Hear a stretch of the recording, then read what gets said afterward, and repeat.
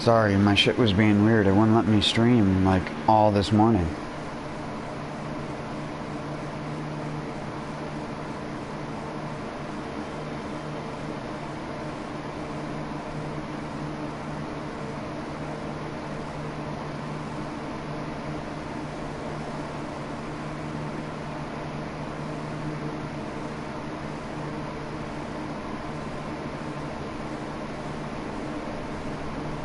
It just kept giving me an error. Sorry. And I have no idea why. It's fucking bizarre.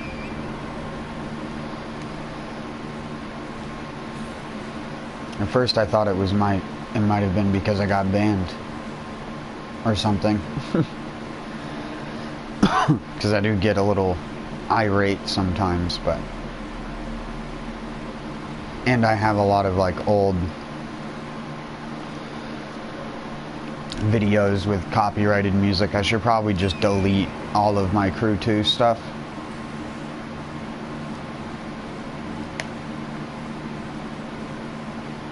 But I haven't.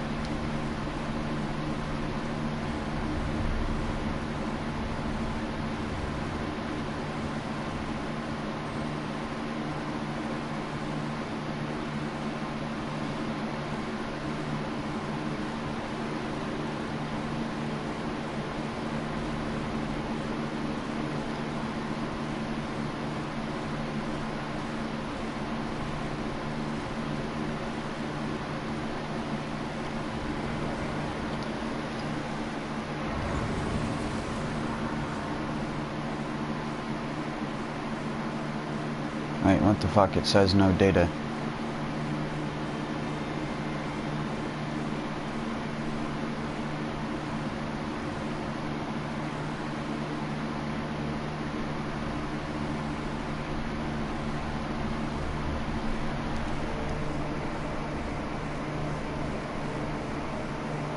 Excuse me?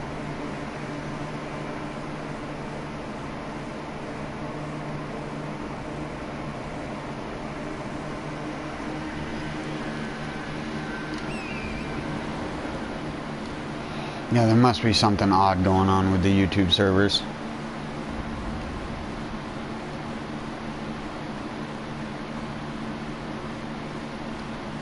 Either that or something odd going on with my internet.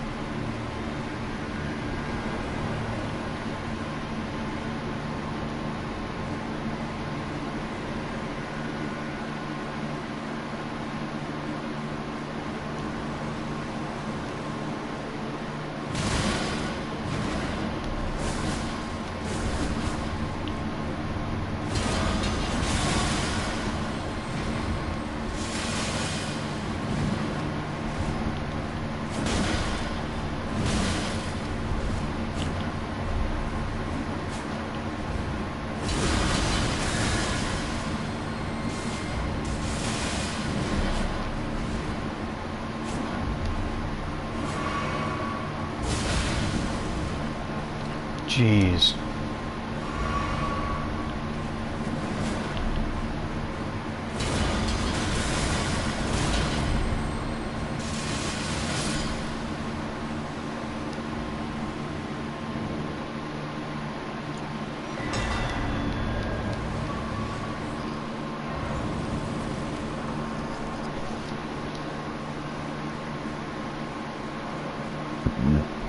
Excuse me. And in case nobody knew this by now, there's a max upgrade stone up here in this thing's mouth.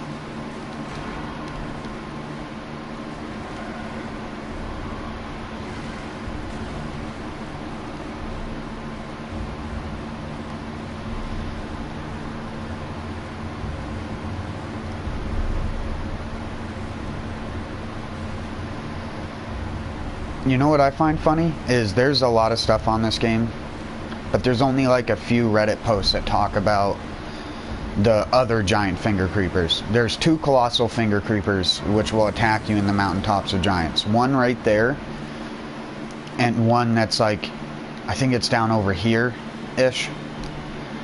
But there are 2 other ones which are non-aggressive that hang from the stone over here. So there's that one that everyone knows about. I'm pretty sure anybody who's made it to the mountaintop of giants knows about that one. But there's also 2 up there that no one ever seems to see or talk about. Because I've watched a lot of people play through this game when I was doing the initial like NG+6 and all the other stuff. And my other character when I would co-op non-stop. Because like I said on some of my other streams, my other character I just co-op non-stop. But the second I made this character and tried to co-op an NG+ is when I ran into crashes. And it was always odd to me that that was the thing that caused me to run into crashes.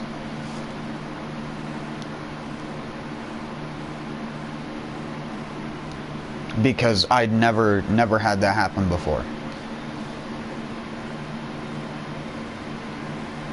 And I was co-oping in like Limgrave after being summoned from, I think, the mountaintops, because I was trying out the new near far feature, and that's when the first time it ever crashed for me.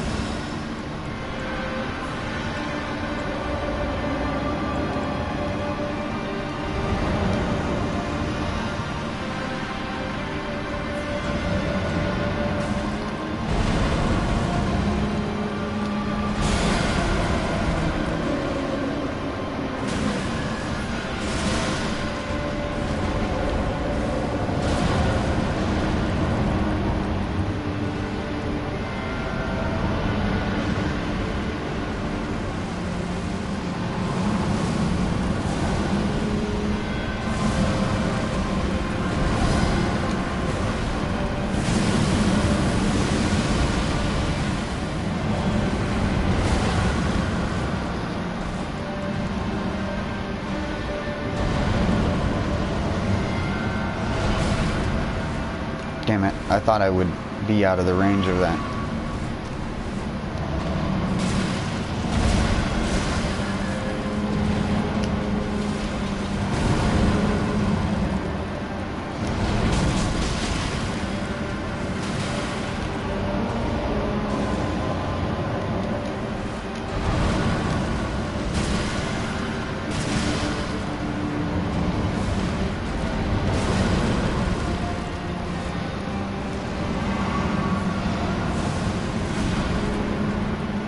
Yeah, hit Alexander with that. You don't care.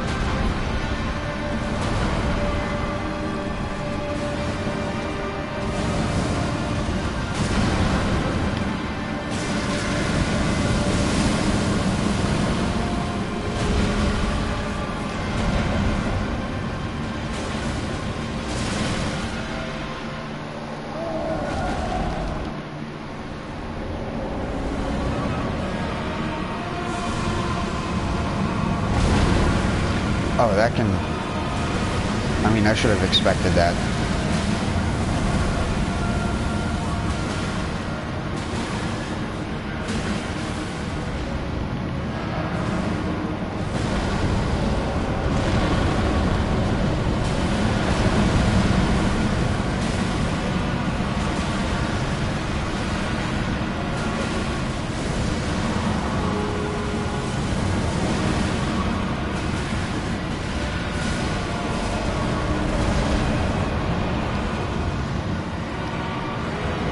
I can't get on my horse because I summoned Alexander.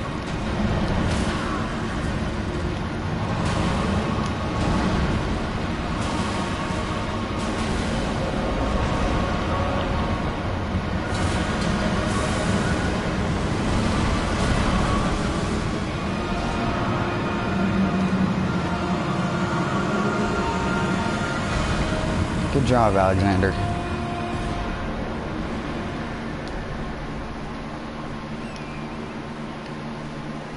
Damn, he still only gives 400,000? Like... He's got the most HP in the game. You'd think he would drop just a tiny bit more. But...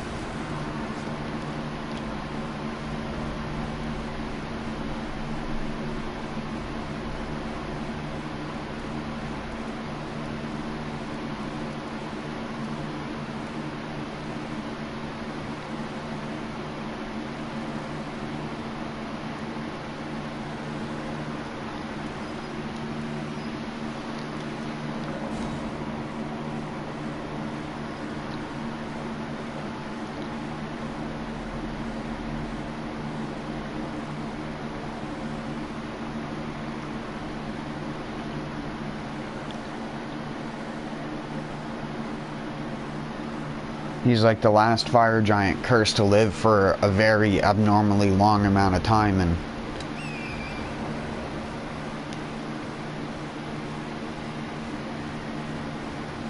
he drops dog shit runes. Oh yeah, there's seppuku. There's the Sudoku puzzle. I think it's funny that the Mountaintops of Giants has like one of the easiest one of these to get in the game.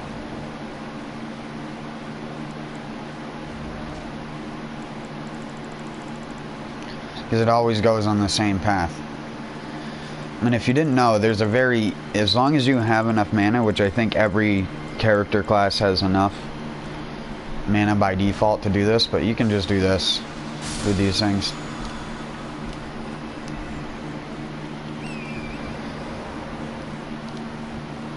In my first playthrough of this game, I figured that out.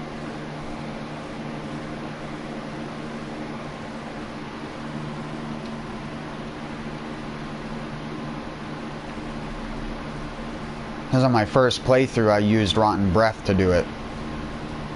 I would just Rotten Breath the area right before it came in, and it would work. It was either Rotten Breath or Dragon Ice, I can't remember. On my other character, I used the Dragon Incantations, which I haven't used on this one at all, because if I'm going to cheese the game with heavy armor, I'm not going to use also the cheesiest spells in the game. To be fair, Dragon Ice and some of the other ones are about fucking useless.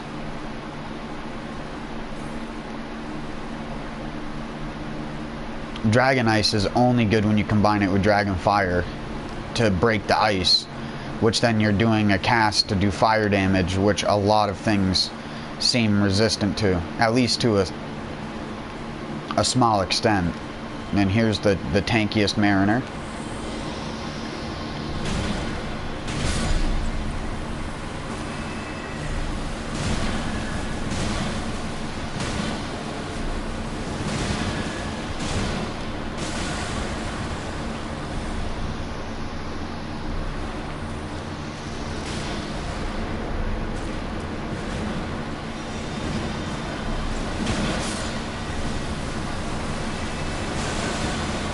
Oh, damn.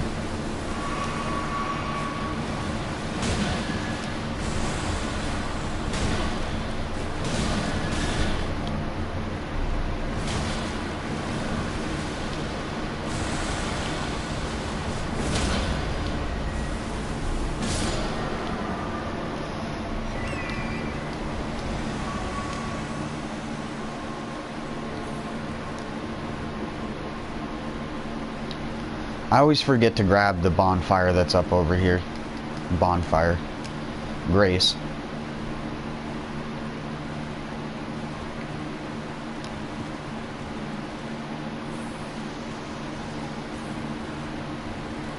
There it is.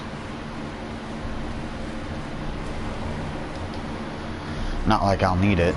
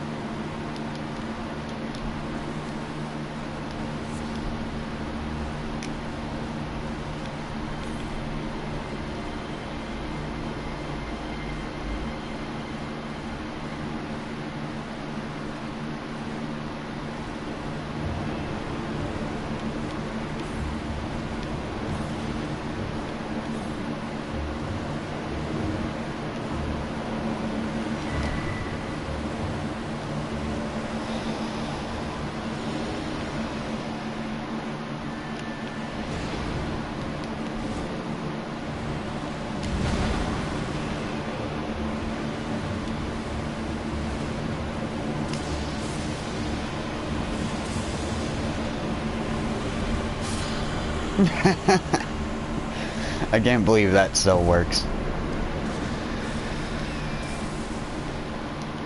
First try, super fast. Some people go by the little cup thing, but it's way more consistent if you go up to that higher ledge and wait for him to do an attack that makes him close to you. Then you just fall off the cliff like I did.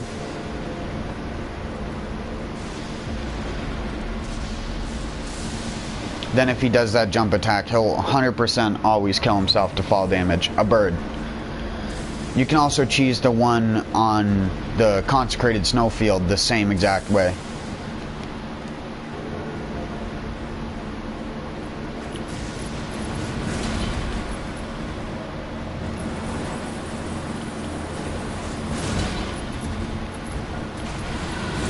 Oh shit, that lingers. I always forget about that.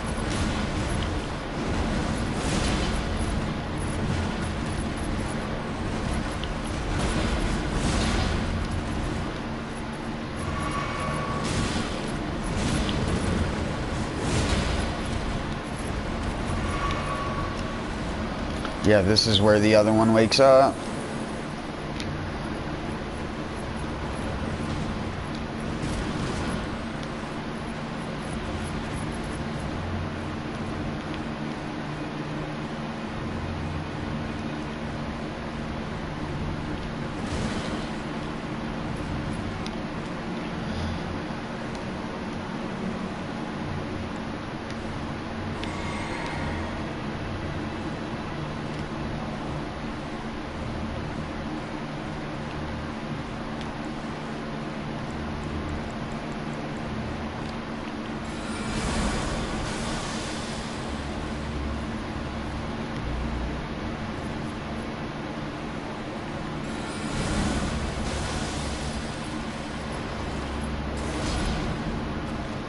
Oh yeah, if you didn't know, these things are some of the most input reading pieces of shit in the entire game.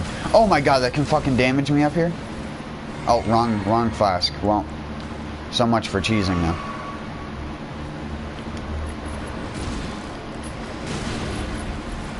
Right.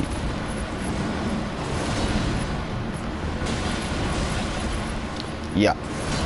This is fucked.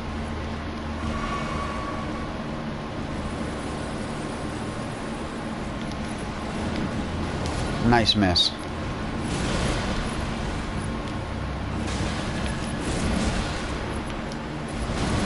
The thing I hate about this is a lot of double boss fights were adjusted in one of the patches to be less aggressive together, kind of like these guys are now. But if you even so much as attack one of these guys, the other one will get hyper aggressive on you. So you always got to keep it in view at all times. If you want it to be less... I'm dead. 100%.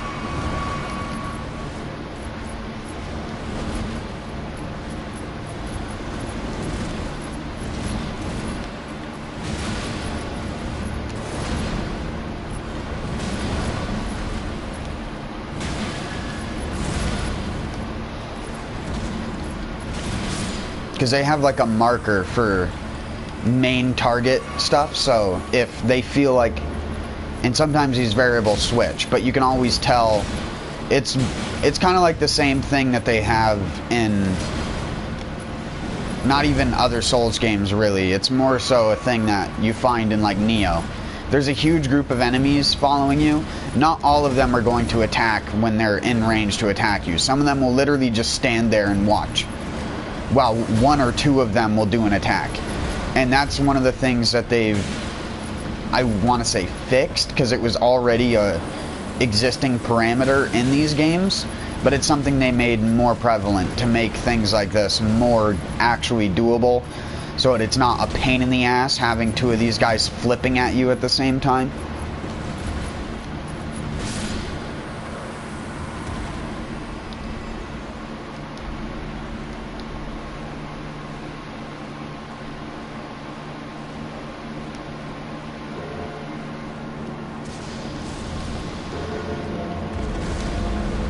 Sorry, let me take this thing down so I don't have to hear the bell ringing all the time. I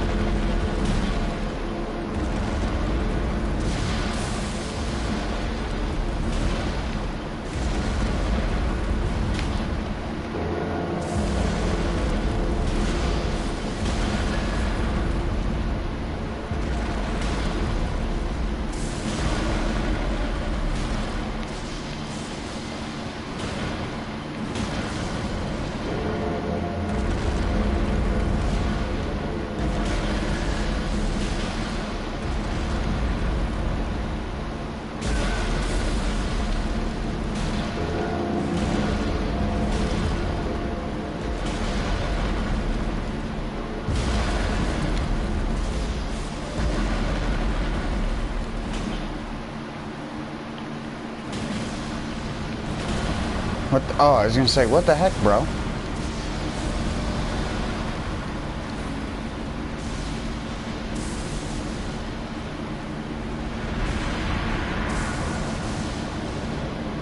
You know, one of the things I love about those little lightning fields is they do almost no damage to enemies for the exact reason that From Software knew people would be like, well, what if I just lure an enemy into it? You know, like actual decent game design. Like, it's a fucking lightning bolt from the sky. Why does it only, like, really hurt the player? Game balance. In fact, I wonder how much damage, if they change damage in NG+7 or not.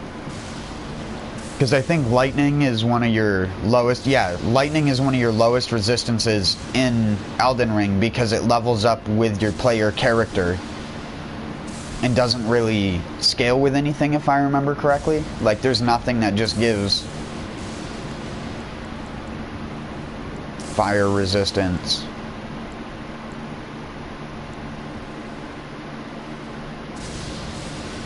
Magic resistance. Yeah, nothing really gives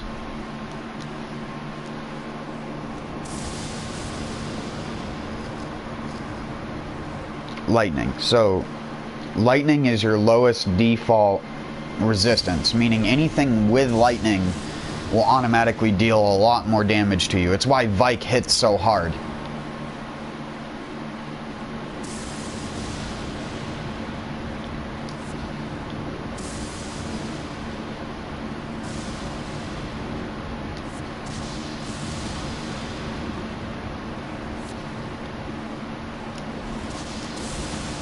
Yeah, roll it, dude.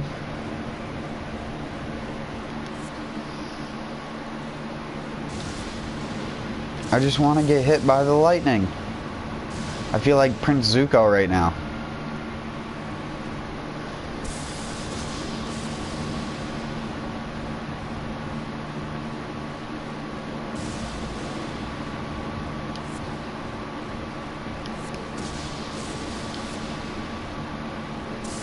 Oh, of course.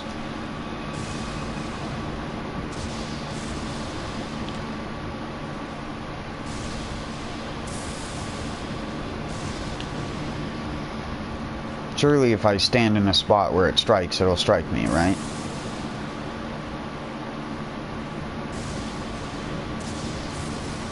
Or is it completely random within these circles? I just want to get struck by lightning, dude.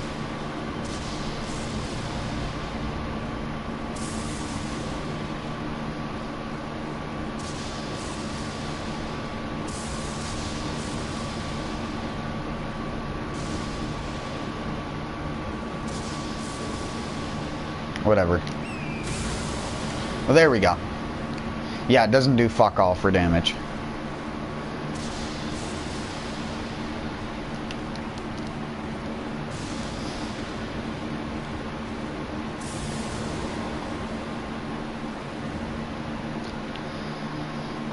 And again, it damages the player more than it damages enemies. It only does like 50 damage maybe to enemies, whereas it did, what?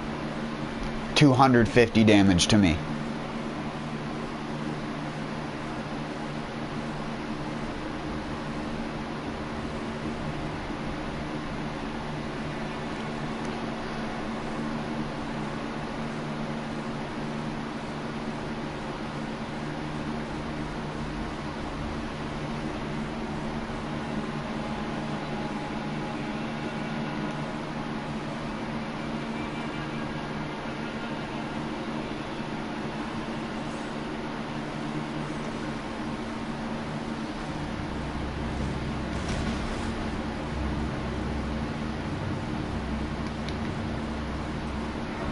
Is he gonna teleport in here?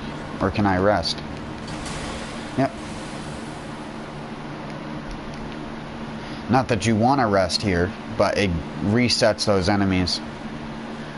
Ideally, you just touch that and keep running. Because this place isn't that long. It's long if you want to pick up all the items, but if you just want to get to the shortcut, which is like your main objective with this. He can teleport onto this. Oh, he didn't that time, though.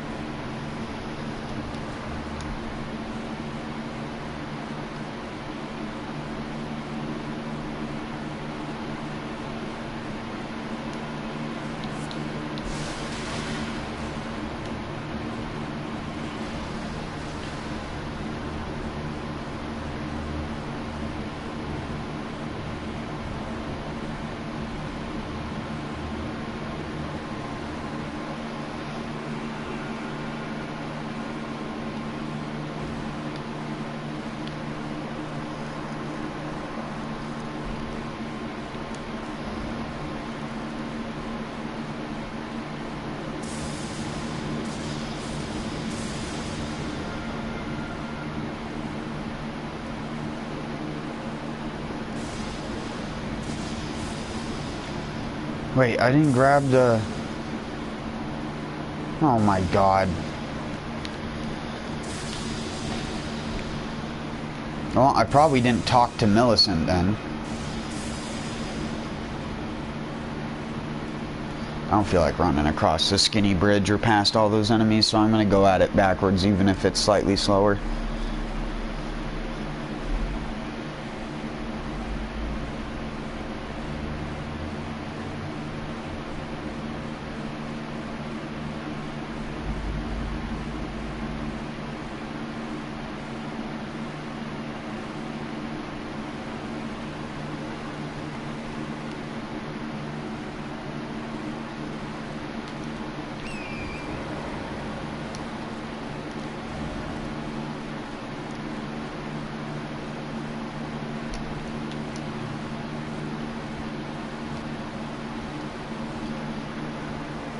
Oh yeah, there's also that merchant I've never visited.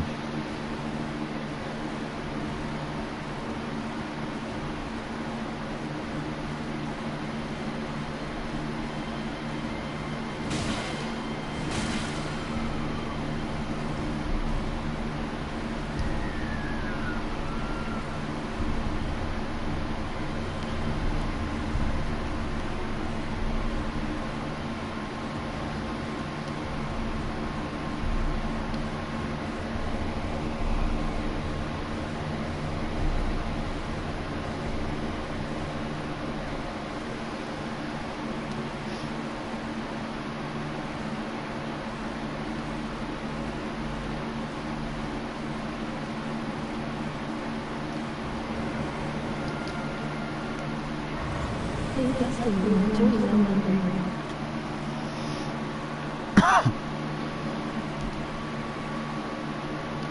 I enjoyed it a lot more on my first playthrough. As I played through it more, I've garnered that they made some really shitty design decisions. But that's kind of typical of a From Software game at this point. The entire fan base calling it a 10 out of 10 masterpiece while it's like a 7 out of 10. When the company has over 200 people working at it, when they made Dark Souls 1, they only had about 50 or less. It's kind of like, how do you end up copy-pasting so much garbage? And then having people defend the copy-paste. I mean, that company's so lucky. They really hit it off with the series. I can't, like, hate them for doing that, but I can absolutely despise the fan base. I still think Bloodborne is a better game.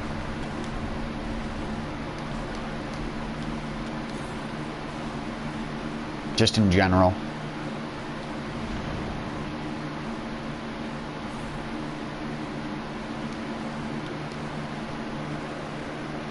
And I still rage at Bloodborne. Things like the Thumerian Descendant are completely gross.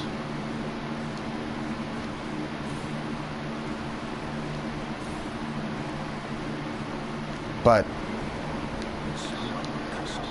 I've come to appreciate things like Thumerian Descendant more than things like AoE spam in this game. The whole shockwave and jumping thing to avoid shockwaves are rolling, but some of them you can't roll, some of them you can't jump. So you see a dude raise its leg in the air and your brain has to go through like 40 mental hurdles to figure out what you need to do in that moment. And you have to like sit there for 3 or 4 hours memorizing a single boss's pattern.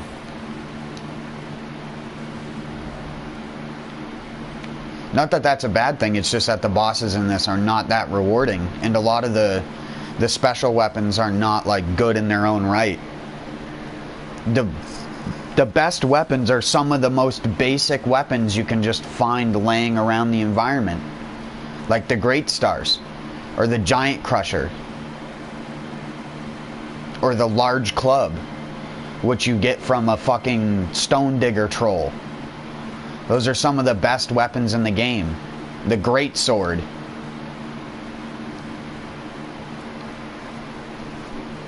And now that you can get 2 Great Stars per playthrough, I don't even think it's comparable anymore. Like,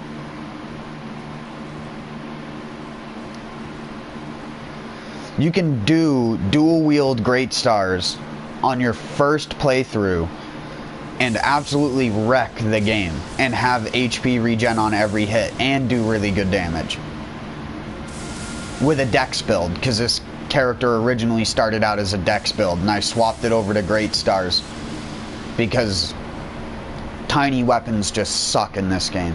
They really do. Anybody who says a dex build is a good build in this game has not used a strength build. There are exceptions in the previous From Software games for like bleed and stuff like that, but even in this game, bleeding with dex weapons isn't even that good because of stagger. You're going to stagger more often with bigger weapons. You're going to have more opportunities to deal damage with bigger weapons because almost all of the bosses only give you like a half a second to a second to attack, and almost all jumping attack animations take the same amount of time, regardless of if they're 2 curved swords or 2 giant hammers. There's no difference. Hey, what's up?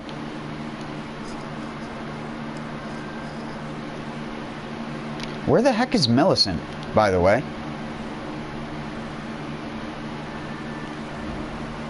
What the heck is? Where would Millicent even be right now?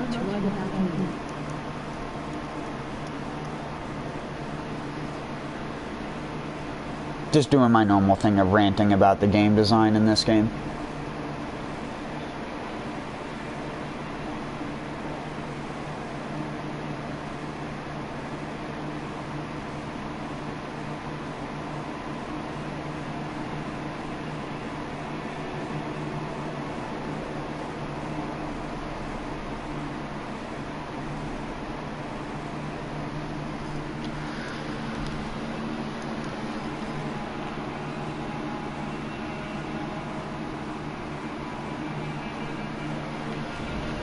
Oh, is she still at Windmill Heights?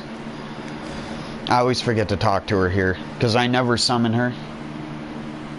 I think I did this playthrough, but she's so bad that she always dies.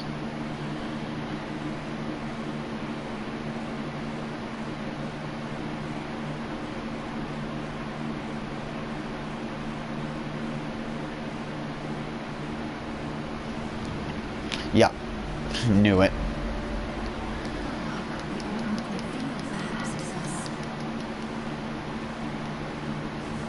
I need you to be a meat shield, Millicent. A skinny little meat shield. Okay. I will call upon you in battle, but I need you to be a meat shield. I don't need you to fight. I just need you to stand there and hit them and take aggro. That's all you're good for. Meat.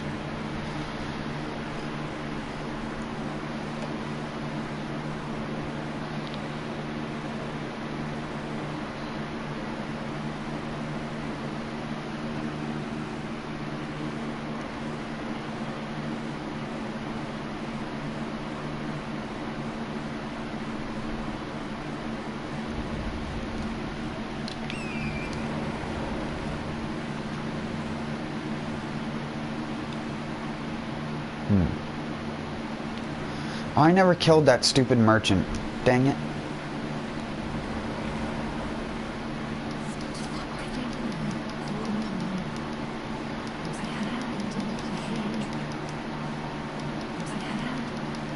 Alright. Well.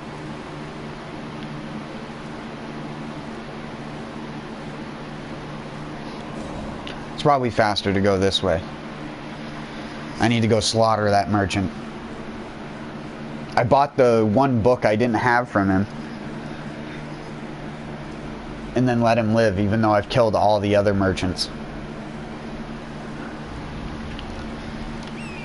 It's unfair to leave one alive if I'm extincting their entire race.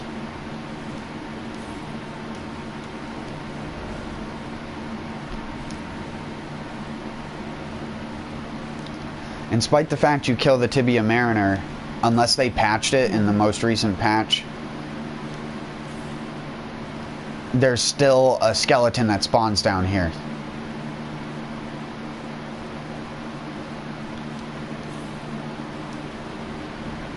Did they fix it? Nope, they didn't.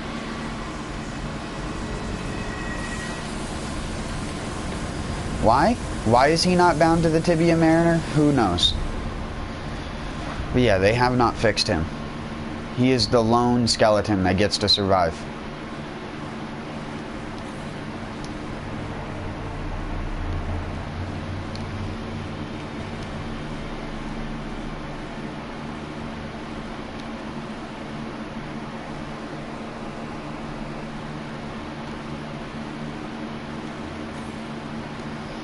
Game design. Meanwhile, they're worried about fixing their incorrect map, which was incorrect for 6 patches. I didn't even realize how incorrect the map was until I was looking back at like some old videos and stuff like that. And this path to Jarburg used to be complete and not have a gap in it, even though it's had a gap since launch. Like, who fucked that up? If it wasn't meant to be intentional like everyone assumed, why in the hell was it left in the state that it was left in?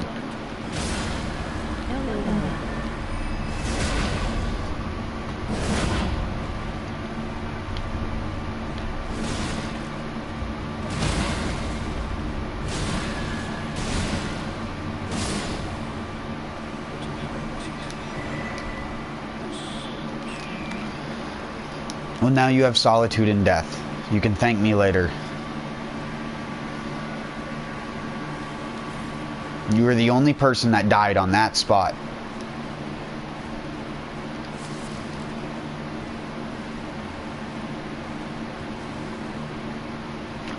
Oh yeah, I've got to do the Volcano Manor quest.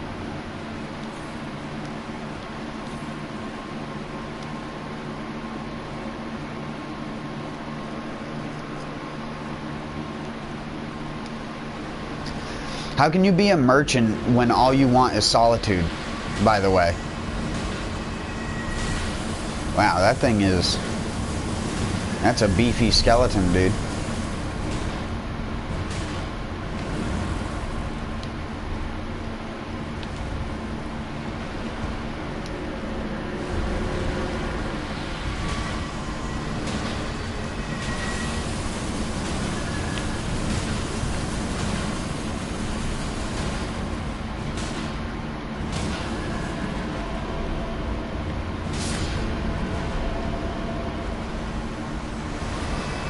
They don't even drop anything. Like, he's just an ever-bearing skeleton.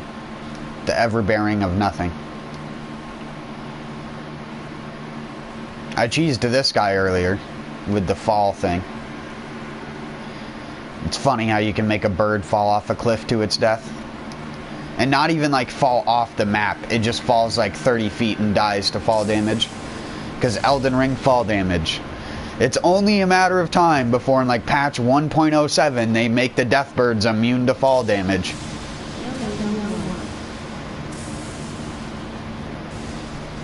Yeah, that's been a thing in the game for a long time. I just have never done it. I've always fought them, but it's fucking NG+7.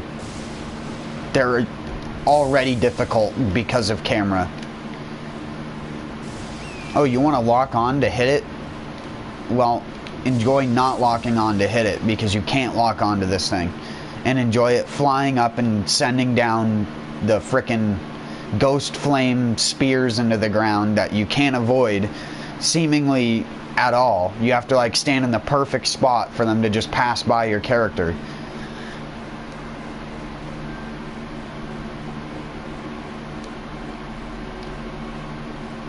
The normal deathbirds I'll fight. I fought every single normal deathbird. It's the frickin' death right birds that are annoying as shit just because of the ghost flame. And not even the ghost flame they leave on the ground. Just the two specific attacks that are very hard to avoid without getting hit by some form of lingering ass hitbox. That's not even your fault as the player. Dustin, where's your fucking summoning sign?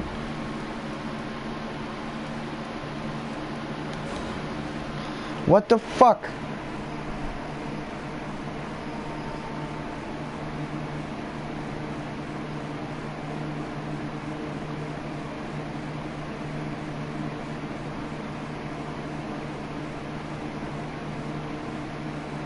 Oh, she can't even be summoned for this boss. What?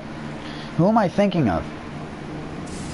Oh, yeah, that's right. She says that she's going to Commander Neal, but you can't summon her for that fight. Instead, you can summon her for a bunch of fights that have nothing to do with getting to the Halig Tree.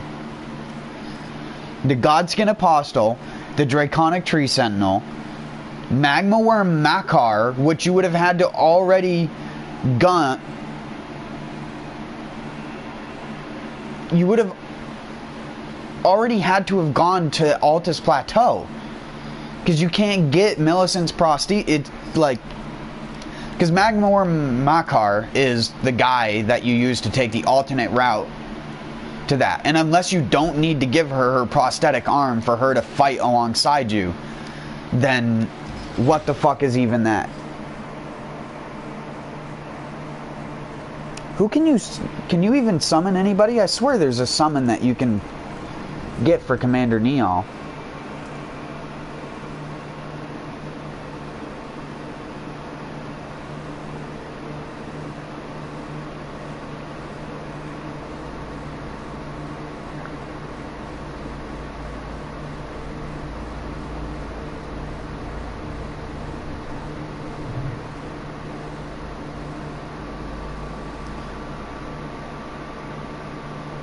I guess not. I must be thinking of something else.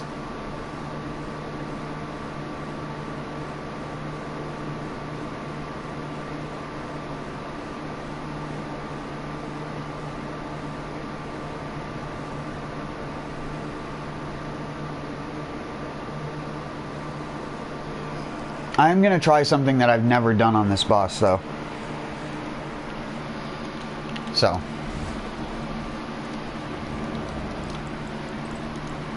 You know what? I wonder if my...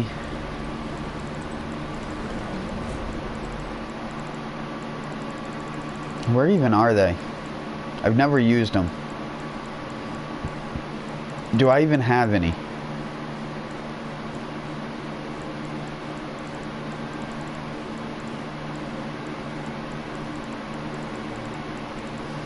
I don't think I have any. How have I avoided getting one?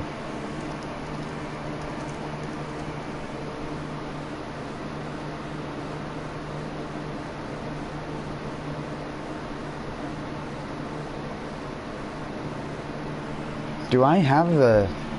Wait, what? How do I not have one?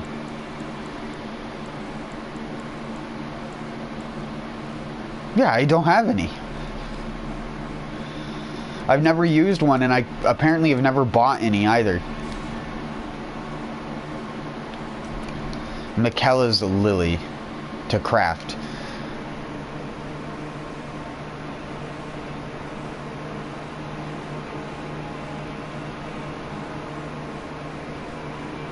Let's see how this works.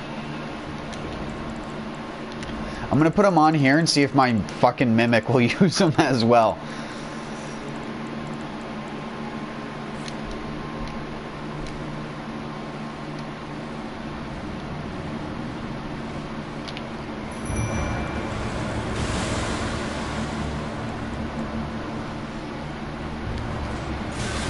Oh, that is a long animation.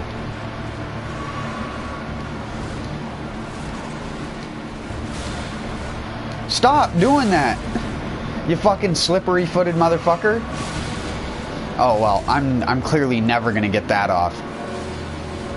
Unless you do it immediately off the beginning. Holy shit, yeah, what the fuck? How is that a strategy that people legitimately say? So you literally, you enter the boss fog and you immediately run up to it and use it. Because you're never going to get it off in actual combat. Because that takes fucking forever. Holy fuck. Even if you can poise through one of his hits. Say goodbye to my Morgott Great Rune. That's what I get for trying something instead of just smacking it with my 2 hammers. I love that people think that things like that are so much easier if you just use an item on a thing. I'm still going to try it just because I want to see it. But that is fucking stupid. I couldn't even get one cast of it off.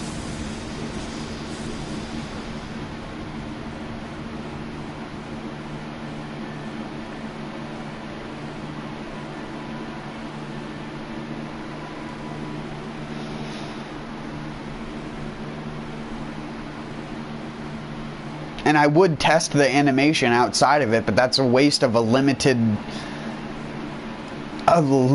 consumable item because the thing to craft it is limited.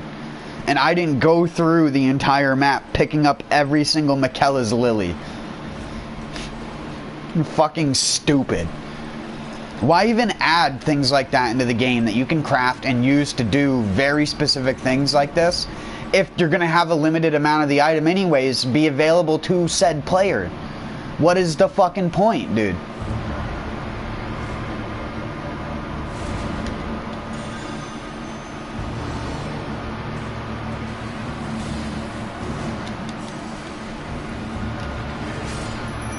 Yeah, yeah, that's, yeah, so useful. Maybe an NG. Maybe on the very first playthrough that's fucking useful at all. You could just do this with 2 big weapons. Fuck your stupid magic user. Fuck you stupid faith user. Just grab 2 big sticks and slap them with the big sticks. That is how you play Elden Ring. You grab 2 big sticks and you slap the thing with said big sticks.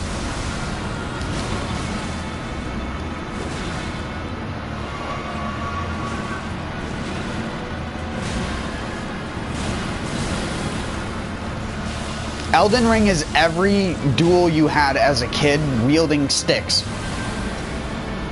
There's no shields involved or anything like that. It's just you just smack with stick and you beat boss. NG+7? Who cares? Smack with stick. Smack it with a fucking stick. Why waste your time with a goddamn bewitching branch?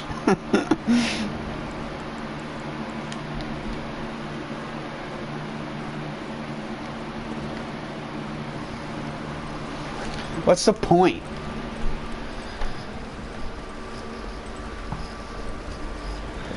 Oh yeah, I'm gonna go through all these other things, all these other methods to obtain stuff, only to have the guy literally instantly die. Because he can't even tank in against the boss, because the boss does fucking 500 to 1,000 damage a hit to it. What is... yeah, I won't understand that.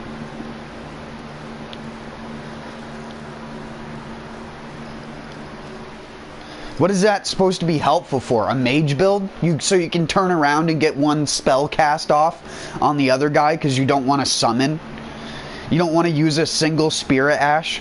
Like what kind of fucking ridiculous bullshit?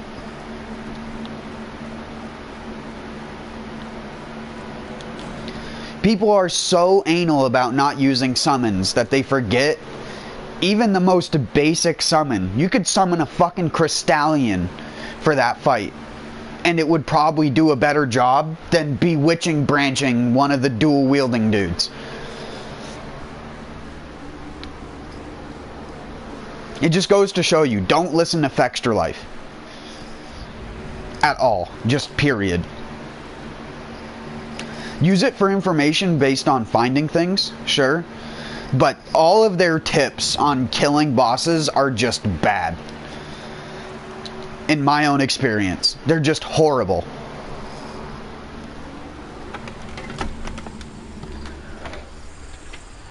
I think their only useful tip is that a dragon's head is its weak spot. Well, no fucking shit.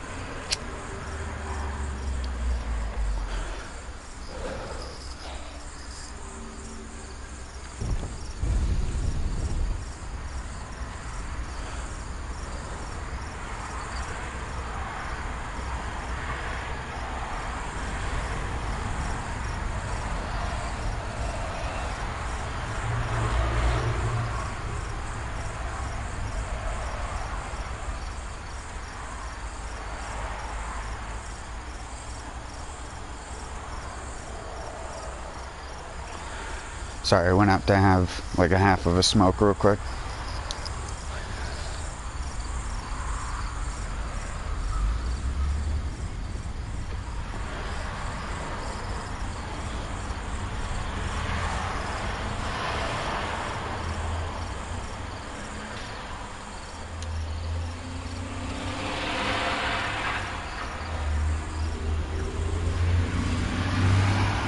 Also, in my sleep last night, I apparently tore a huge hole in that purple shirt I was wearing. It's completely fucked. It's got a huge hole right near its right underarm.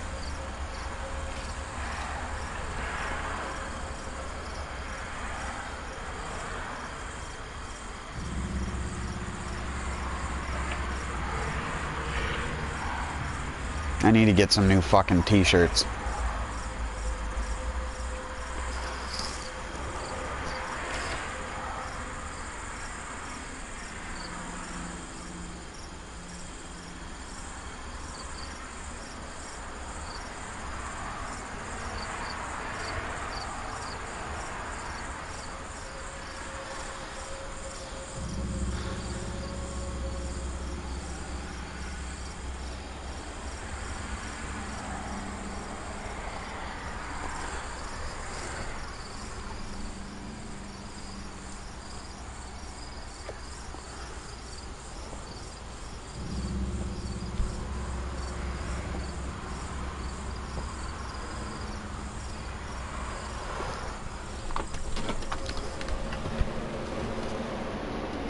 I didn't even want a full cigarette.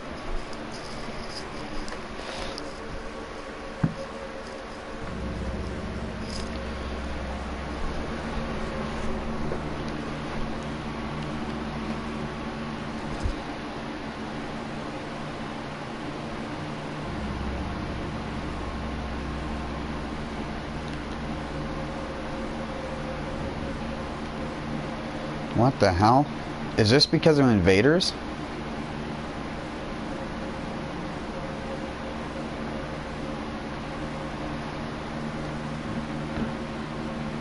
Or is this because of the little guys?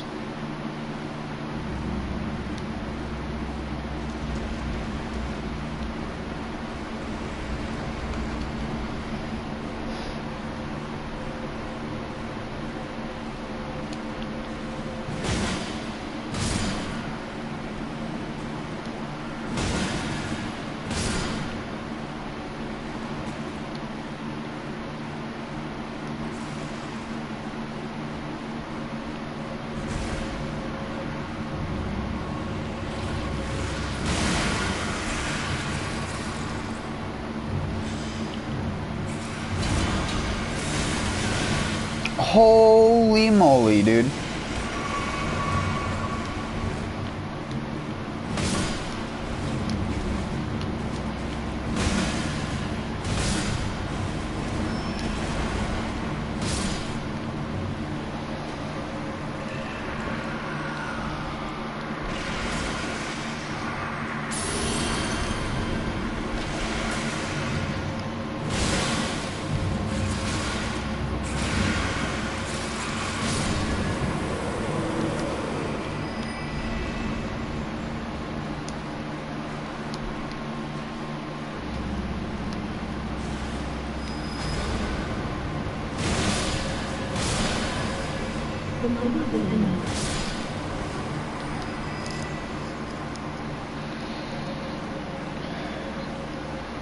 The long Nana.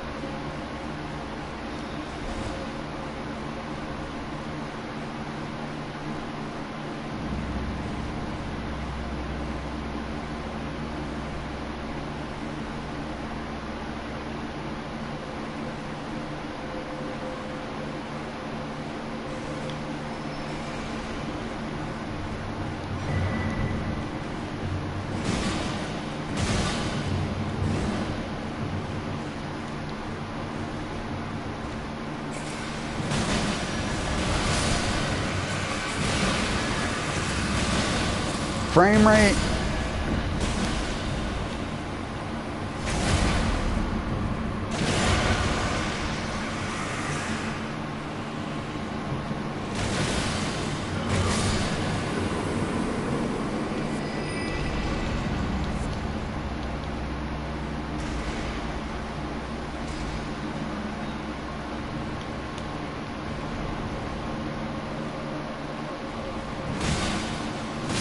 Ow.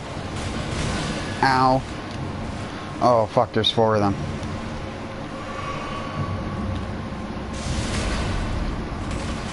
Crunch.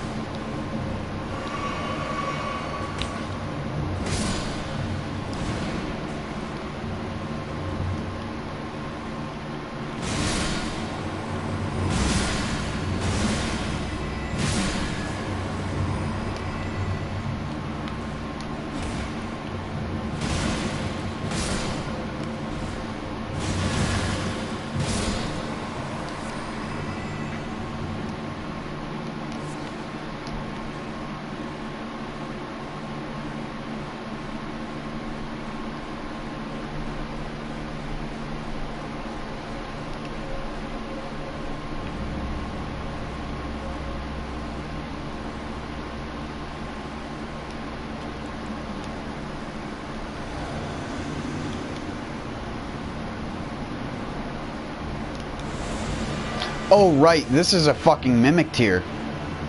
How do I always forget about that?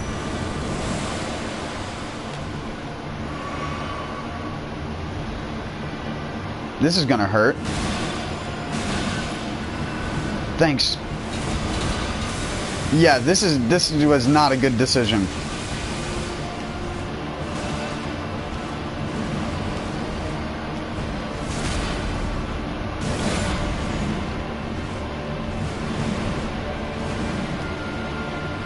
I guess this is the way to make the strongest mimic tier boss fight you could. NG+7, Bull Goats, Talisman, Great Stars, so it heals.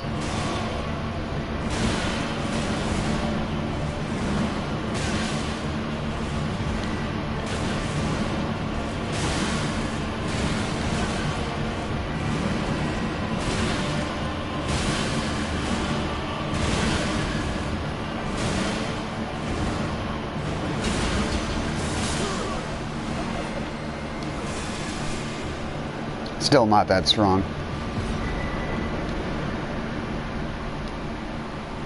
I want to get back to work. Alright, see you later.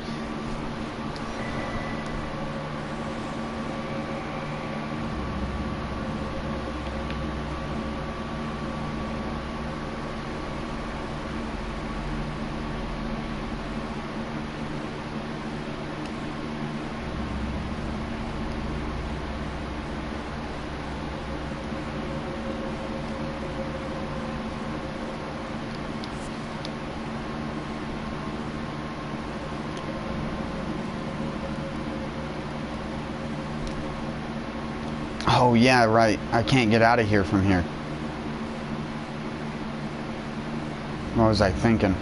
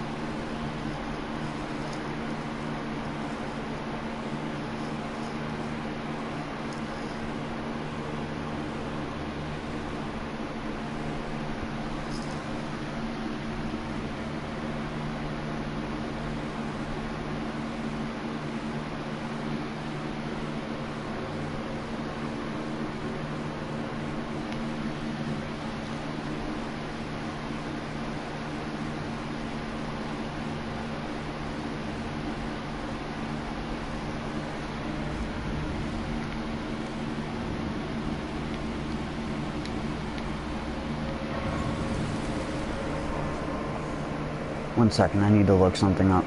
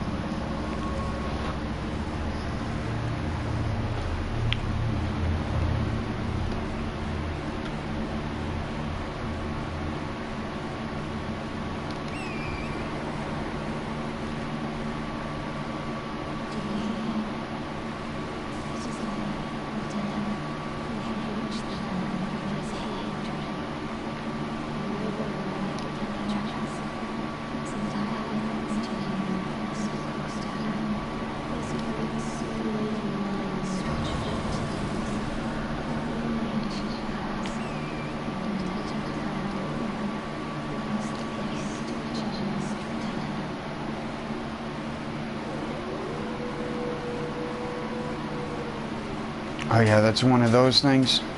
Oh jeez.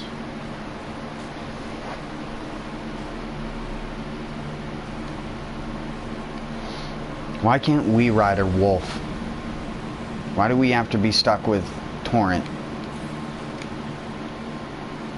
Could have been so much cooler if it was a wolf that you got to ride in this game. Oh shit.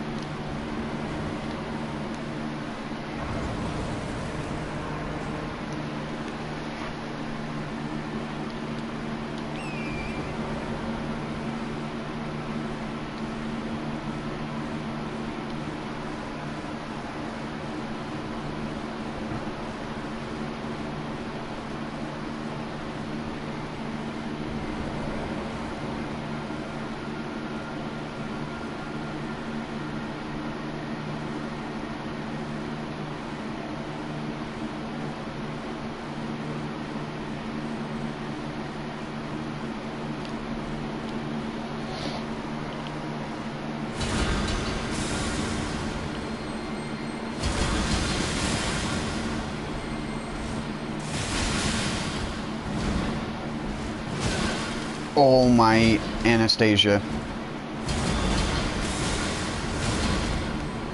You hit like a truck in this area.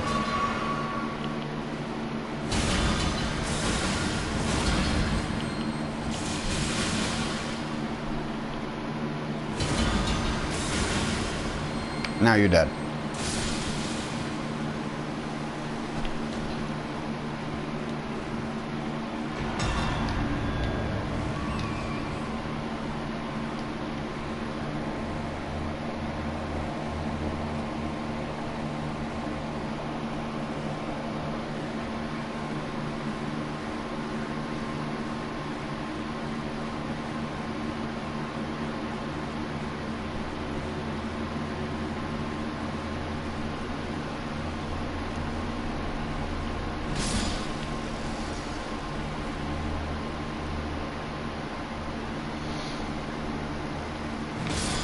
Sorry that I'm killing all these dogs with claws.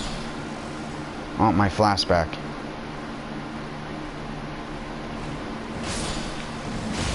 Oh, shart.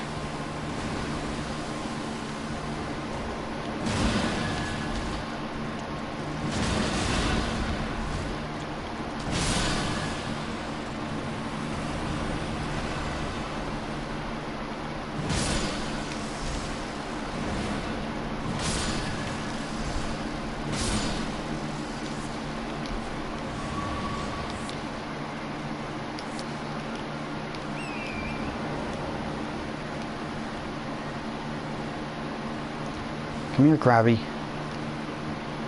Come here, Mr. Krabs. What are you doing?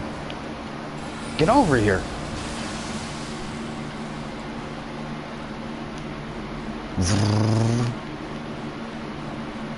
Zoom.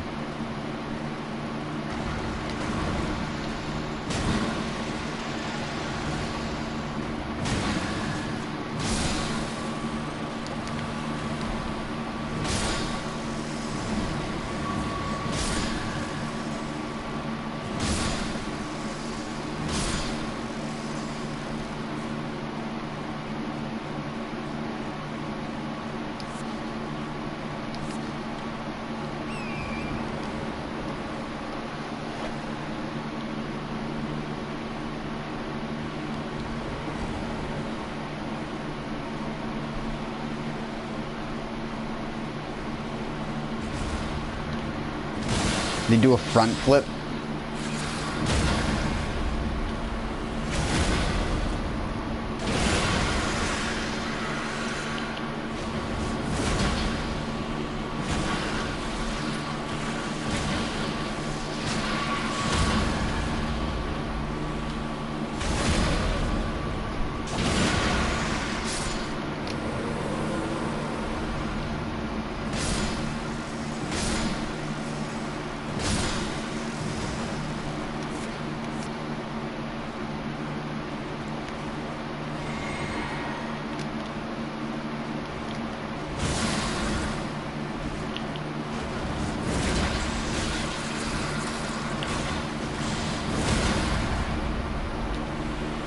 Oh god, I'm in the ground.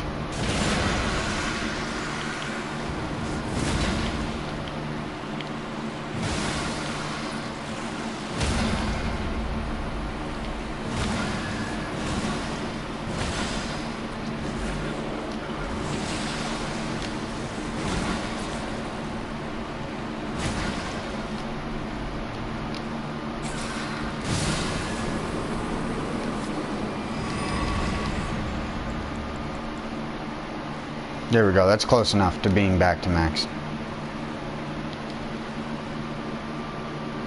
Wait. No survivors.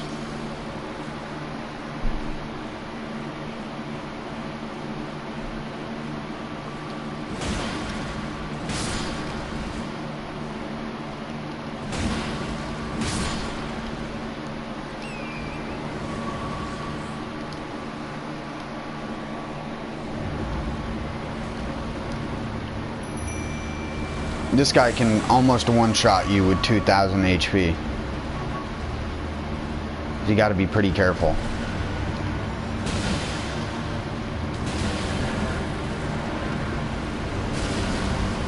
Oh, shart. Thanks, Mimictor.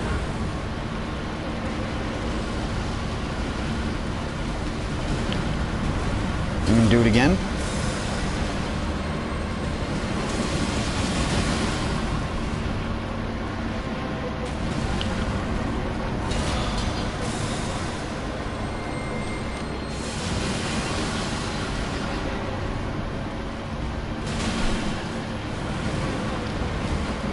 Stop doing that.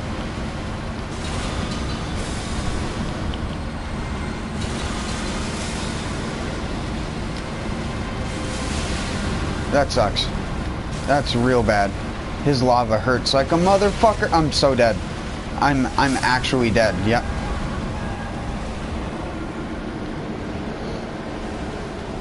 How many times are you gonna do that? Stop.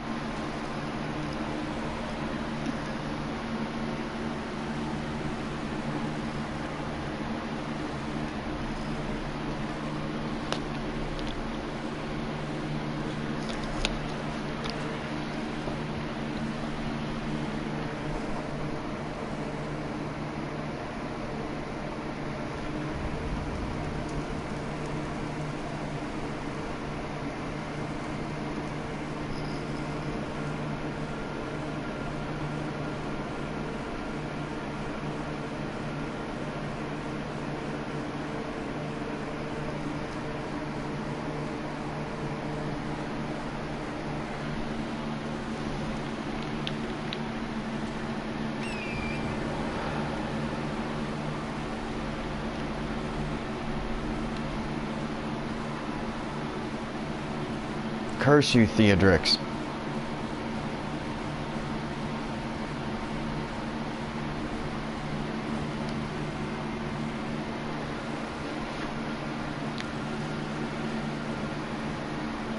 The magma worms aren't even hard fights.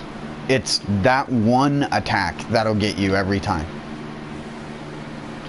No matter where you're fighting it, how you're fighting it, doesn't matter if the arena's infinitely huge, infinitely not huge. If it decides to use it like 2 to 3 times in a row and you're even remotely near a dead end, you're fucked.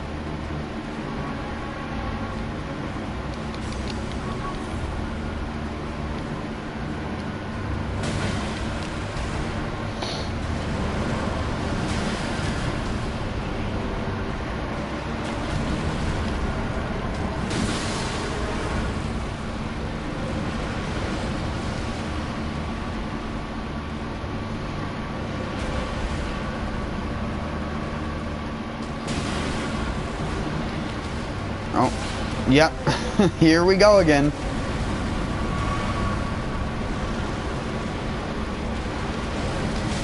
Oh my fucking god.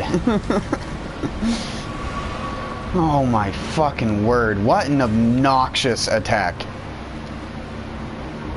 Fucking gaping dragon, but worse.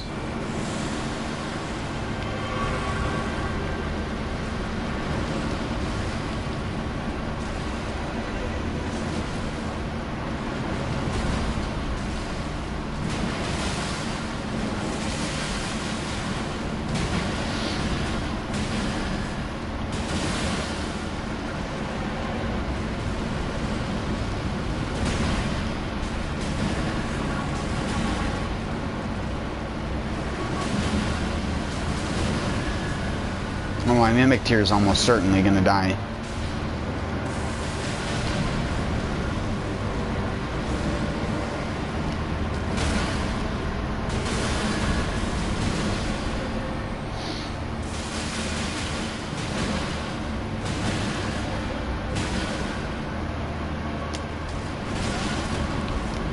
Damn that AoE, dude.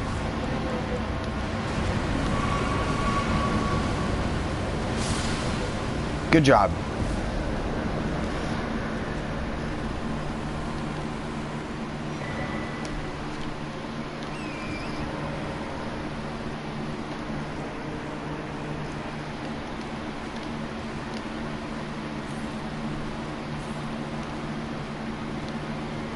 Crab.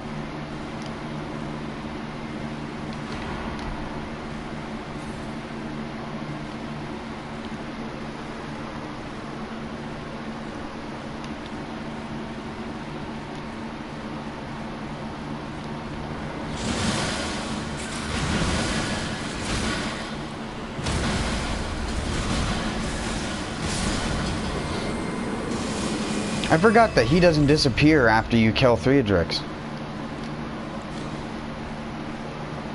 What?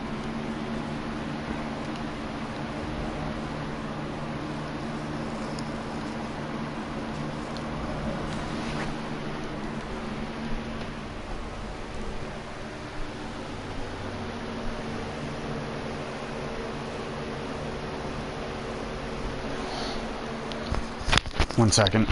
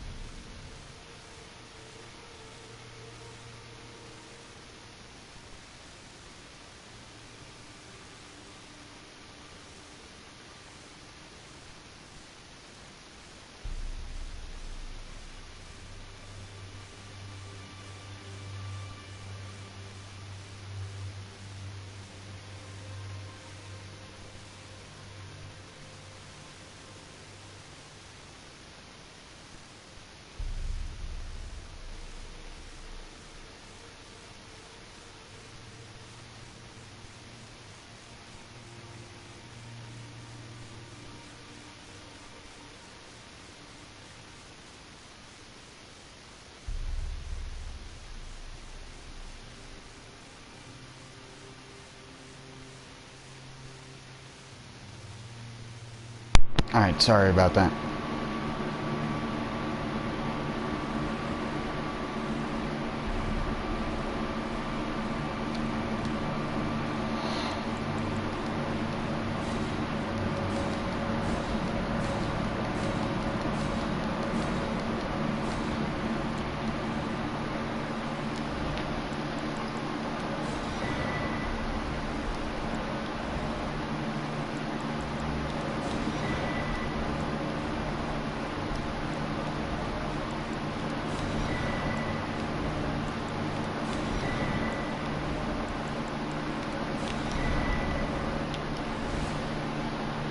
Okay, good. Now I probably won't have to worry about them for the entire rest of NG+7.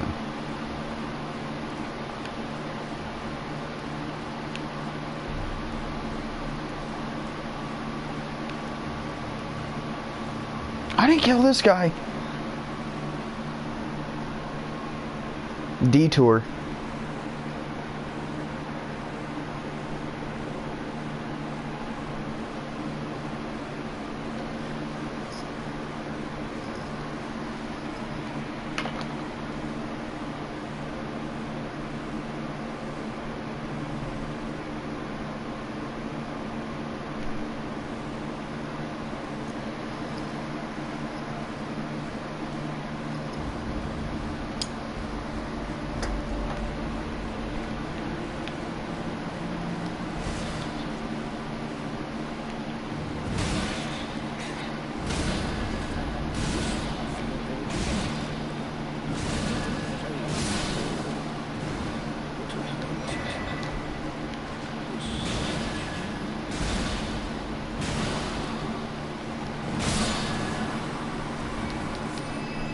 Slaughter.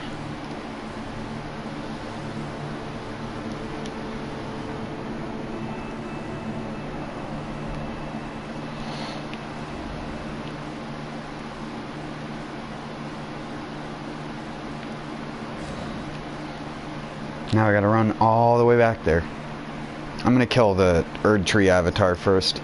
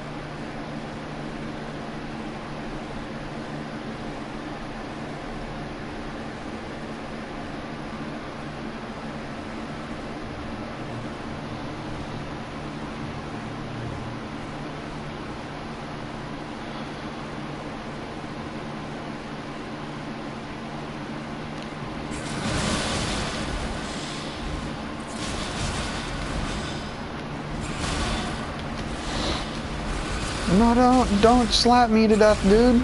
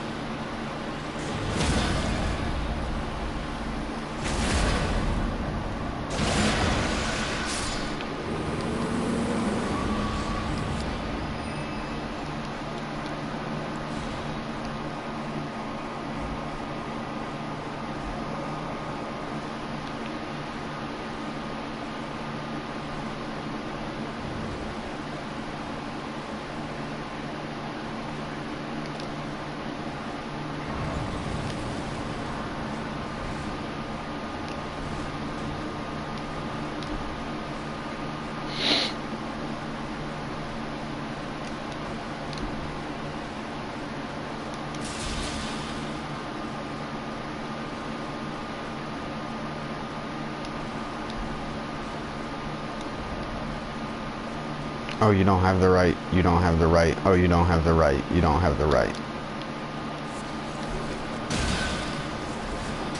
Holy shit, dude. Oh, there's a second one.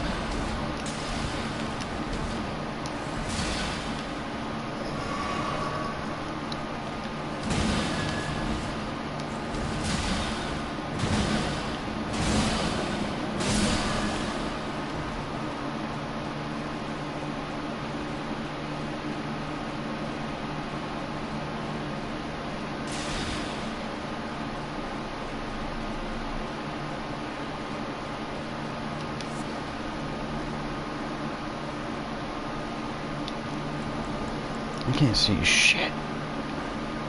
Oh, hello.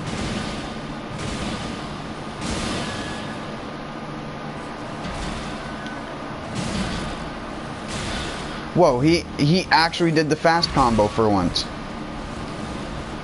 What the fuck? I hate their faces.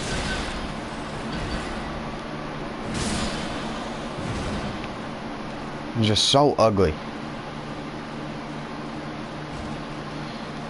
You know what? I'm not fighting you guys. I really don't care. Okay, maybe I'm going to have to.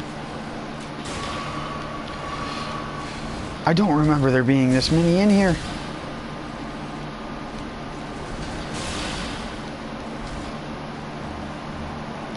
Wait, what? I don't even remember where you go.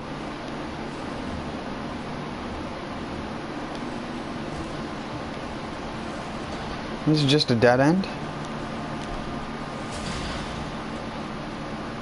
I guess so.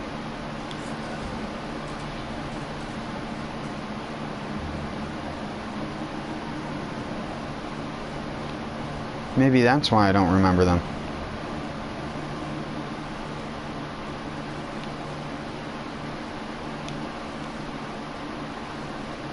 Ah, here's where... I think... Oh my god. I never go in this cave, so I never remember where to go.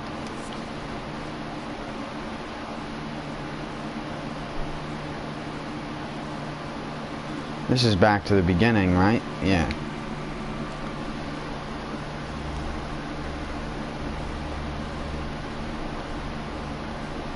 Oh yeah, it's behind one of these fucking circular pillars. That's where the lilies were.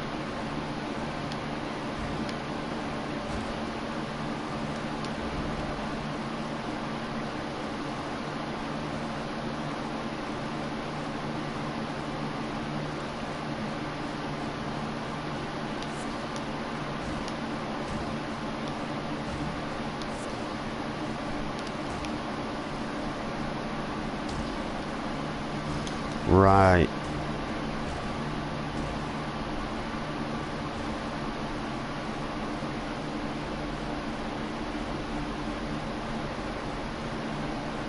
This is where all the aggressive jellies are. Aggro jelly. Stop!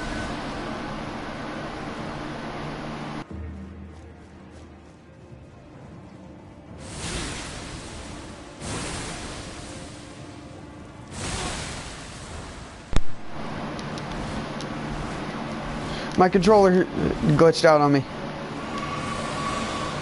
It always does that once per stream.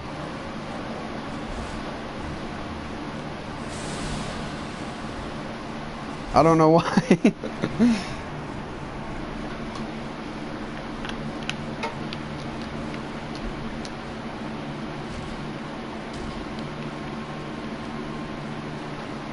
This is gonna suck. I only have 3 healing items.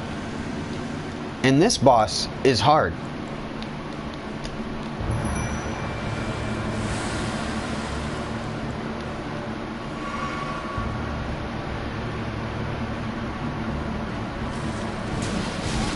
Yep.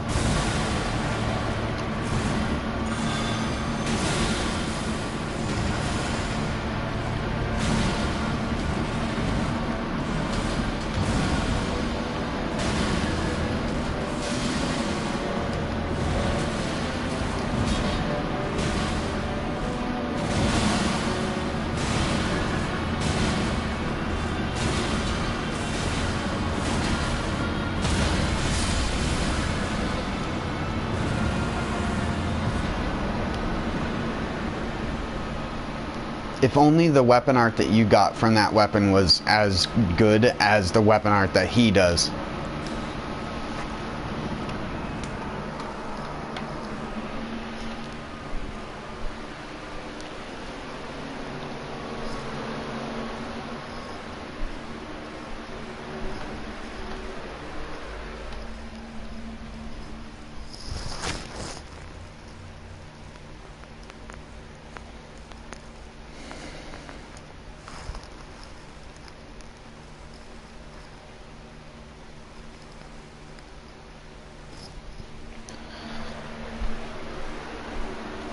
One second.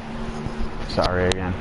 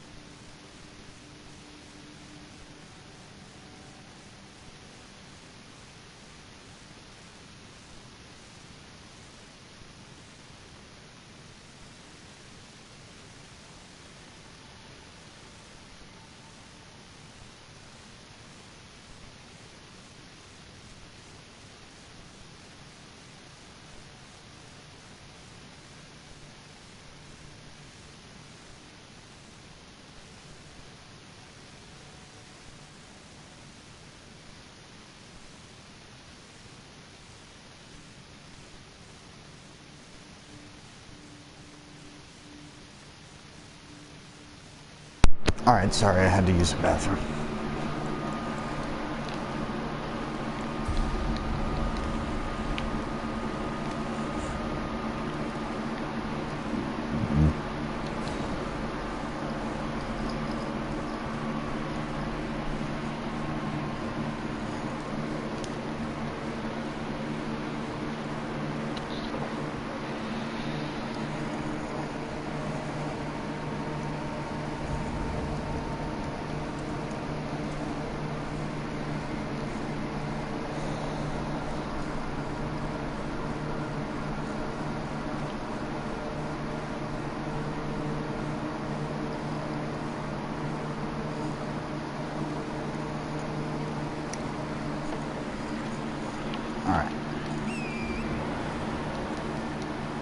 Avatar: The Last Tree Bender time.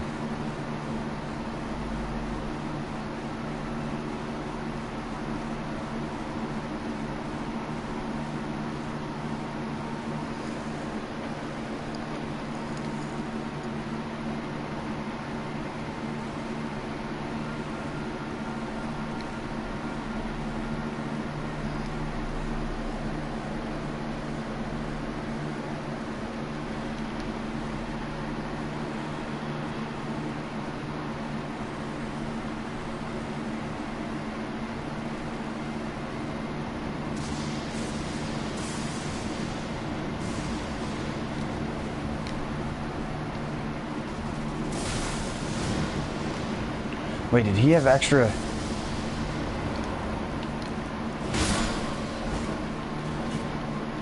No, he did not have extra runes.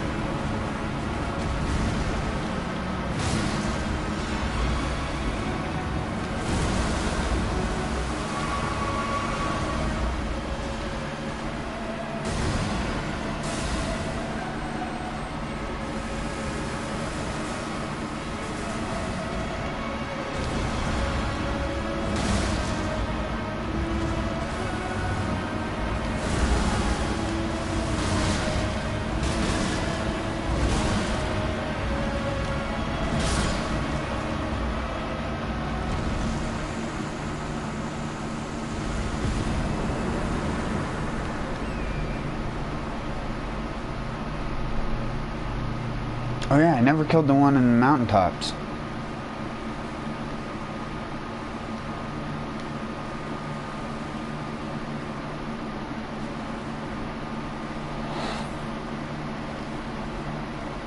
Ordina's gonna be hell, dude.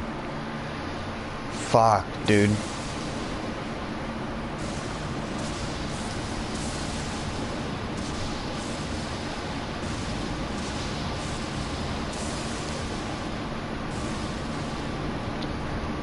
I haven't done Ordina since like NG+2 or 3 or something like that, because I gave up. I think I only I only have one remembrance of the Rock Goddess because of that. It's just such an annoying fucking zone. I doubt anybody will ever say that this is their favorite zone.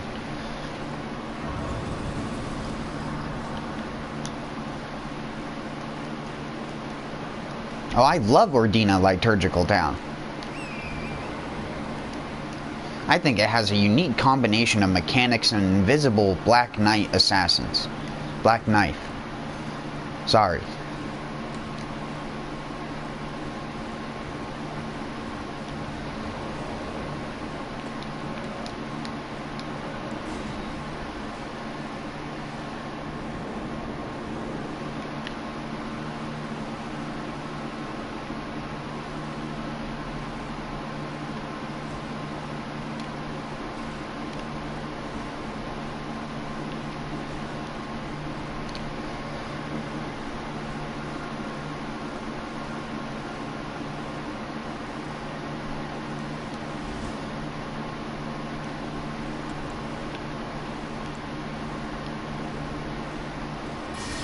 This is one of the only areas why you should always level up a great bow. That's gonna hurt. Yep. Don't do that. Learn from my mistake.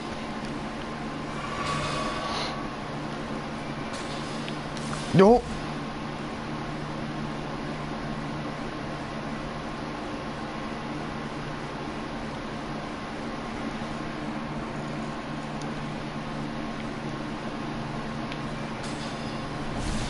Ah, you suck.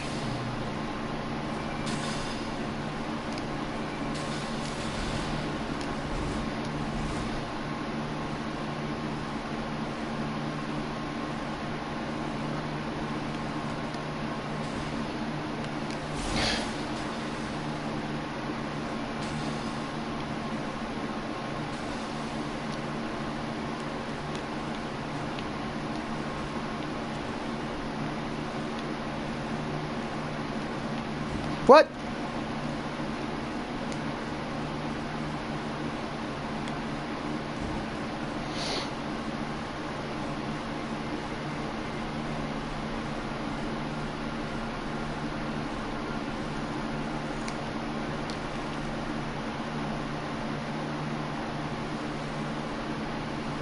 I should have invested in more cerulean tears.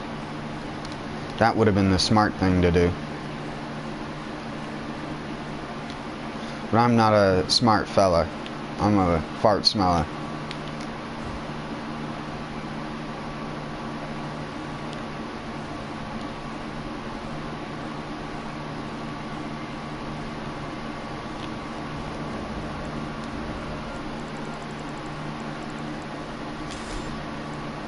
No, dum-dum. Do I even have a magic block shield?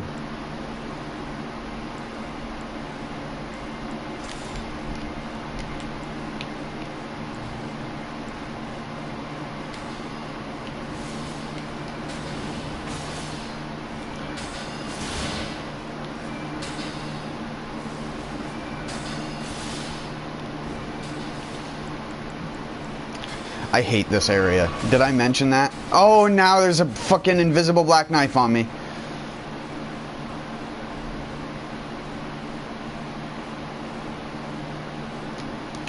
Fuck off, mate.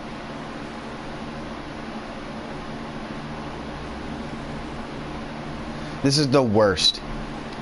If they didn't do so much fucking damage, it wouldn't even be a problem. But it's like physical or magic, doesn't matter. It's gonna fucking hit you like a truck.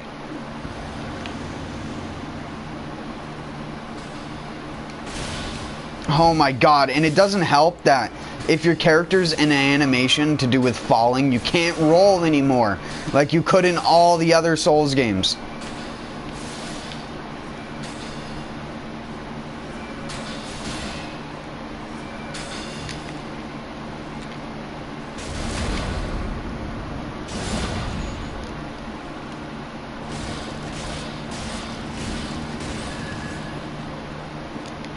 Okay, good. Wait.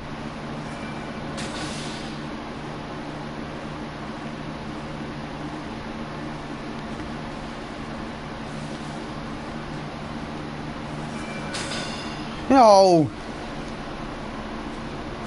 Now I gotta walk by the black knife again.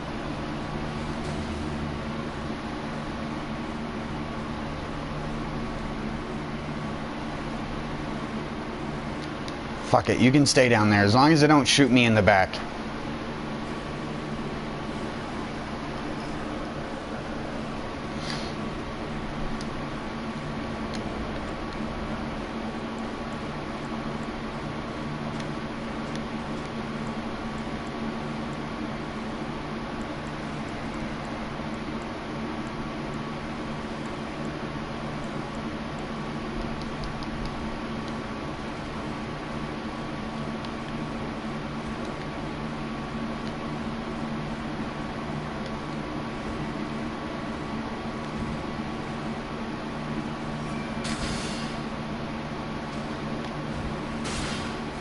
Ow. Ow. Chug that.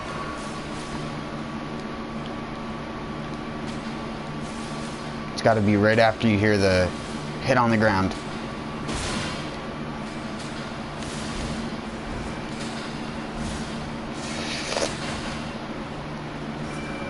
Stop!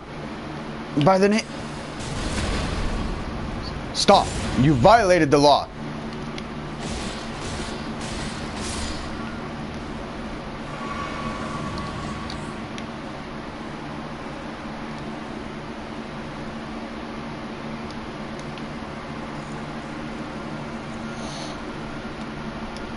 Alright, the hardest part is done. That's the hardest part of this entire fucking zone.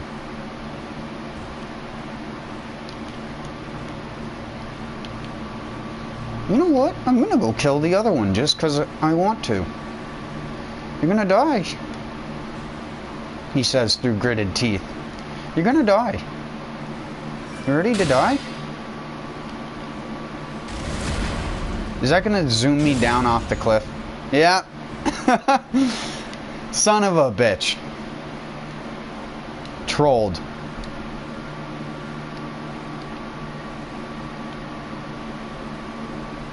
Invisible black knife.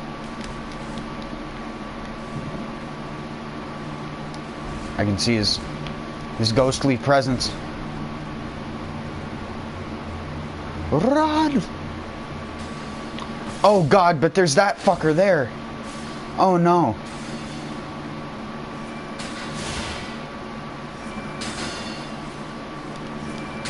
Why can't I get there?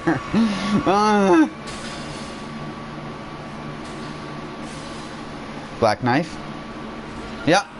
Fucking knew it. You suck.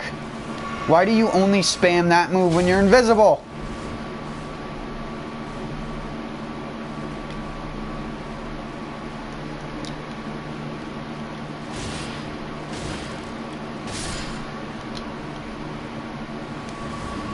And why do they only give one fucking flask back? They should give like 3 minimum. They should just replenish your entire flask for killing one of them.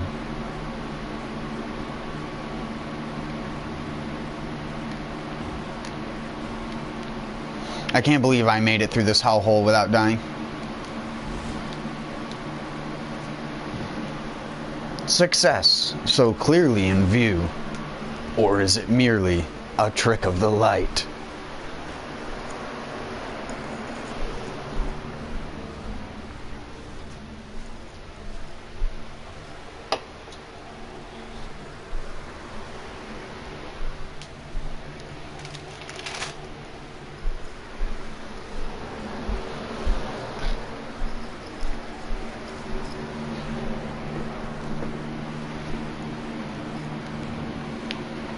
Get me out of here.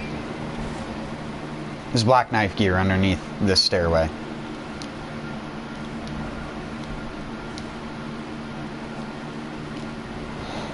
Oh! How I would love for From Software to actually make a game where they don't have to put invisible walls on shit because people figured out and used their big brain to jump around a fucking pillar. Wouldn't that just be lovely? Players actually allowed to use their brain. Like, you could have 90% of the player base actually do Ordina normally the first time through, and then afterwards everybody realizes, oh, I could just take my horse and jump around the thing. And you could just make it so that the portal is only activated once you do the Everjail. But no, you put a fucking invisible wall there just to hammer home the point. Like, what does that accomplish besides making your open world not so open anymore? Fucking stupid invisible walls. At least do what you did with Celia and just remove the shit. Just remove the frickin' branches. Remove whatever's allowing you to skip it. Just remove it.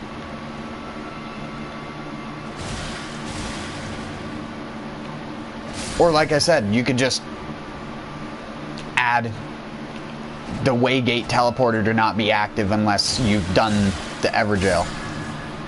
But why the fuck would they do that? I mean, they can just slap invisible walls in the stupidest of fucking places. And then one-shot you with a fucking Pillsbury Doughboy. With a golden horn. Or an ant spraying formic acid out of its ass.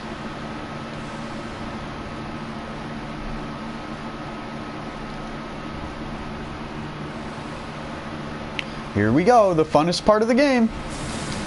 Don't get hit by the big bubbles.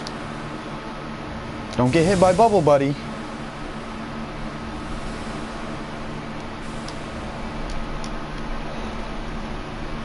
I hate people who put messages right in front of ladders. I wish you could, like, blacklist messages that show up in specific places like that. Because it's like someone's trying to actually get on the ladder and they're just mashing triangle, and then some douchebag has put their message right in front of the ladder that says seek ladder.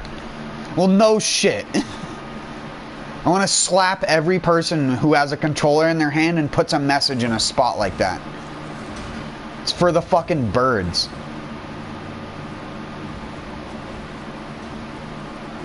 Haha, troll. I like the fucking fake illusory wall messages. Because at least it instills doubt in the player. There's no doubt in the seek ladder, then grace. No shit. You can literally look down and see it. Fucking idiot. Those are a bigger troll message. Or like the people who put shit right next to a grace that says, ooh, grace.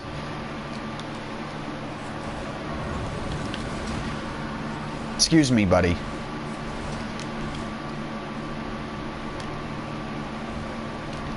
Dude, give it up.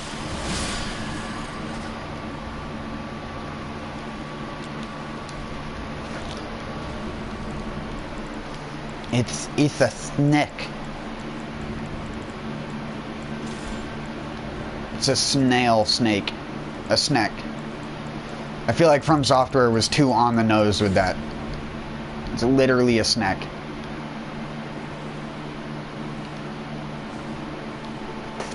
You can see its little tongue.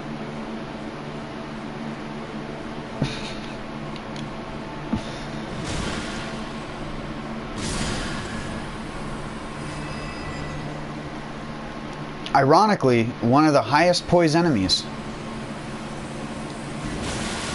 Holy moly, dude.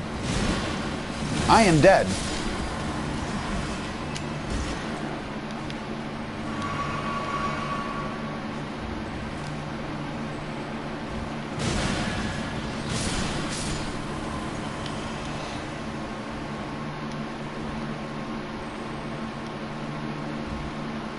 I'm dead.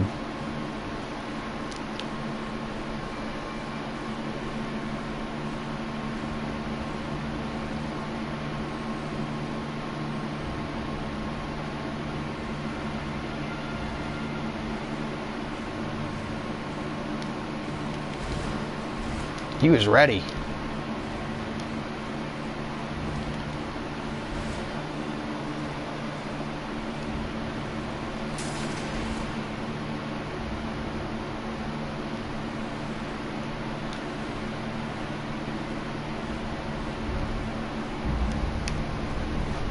I saw some dude figured out a skip for Loretta, and the length of time it takes to do the skip is about how long it takes to kill the boss in NG+7 when you're using my build. You have to do like gear swaps with Marika's hammer and do the run through the air thing on a bunch of sticks surrounding the arena, and it's just like, bruh. And once they patch that Marika hammer bullshit, what are you gonna do? If they even ever patch it. Because, I mean, you could get invaded and use that shit to get to an inaccessible area, and unless the invader also has the same thing and does the same thing that you do, they'll never be able to get it. Like, you figured out that you could jump up there, jump over these posts all the way over to there, use the Marika hammer thing to run all the way to that tree branch, jump down, jump up to that one, and do it all the way around the outside until you get to the other side. Like, Who the fuck would sit there and try to do that for so long instead of just fighting the fucking boss? Like, honestly, it's not a skip at that point. It's a alternative hard route.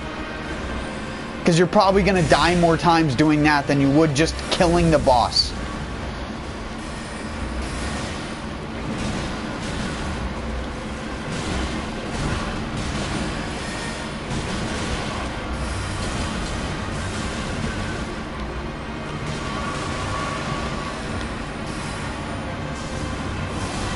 Damn it, I wasn't in range for the... Oh, yes, I was.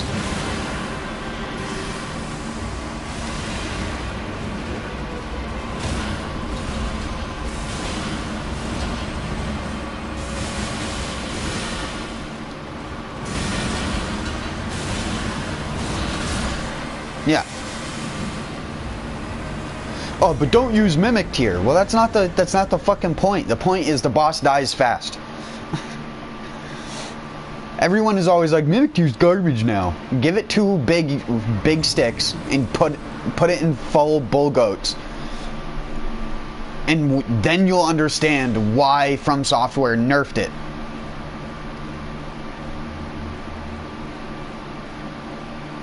Because can you imagine that level of power before the nerf? Not only to its AI, but to it being able to heal itself. Like, what the fuck?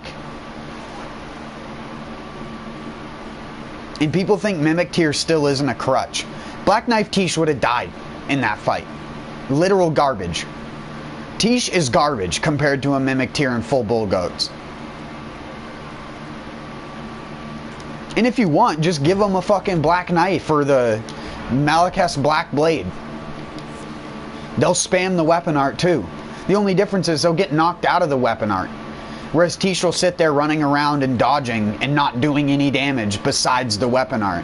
So you gotta hope that Tish does the weapon art 5 or 6 times to get any benefit from her. Because otherwise she's trash. Utter garbage.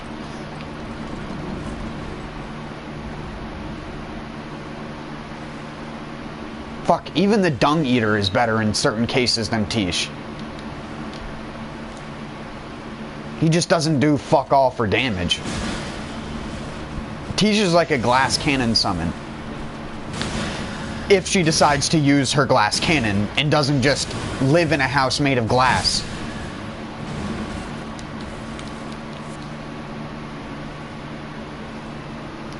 Hello.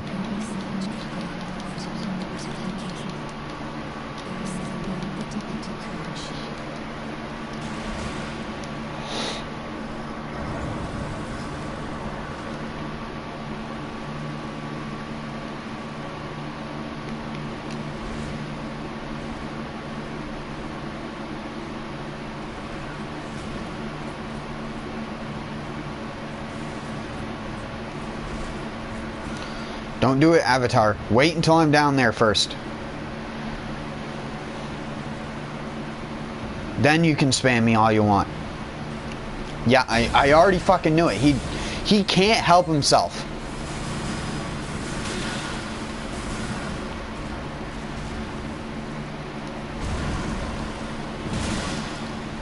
I almost missed.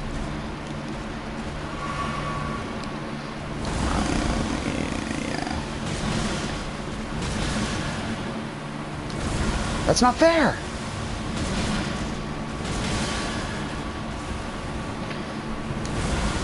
Bruh.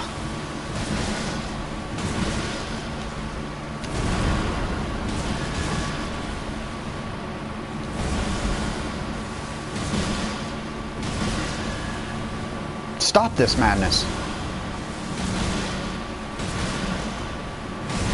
Well, that's even worse kind of madness.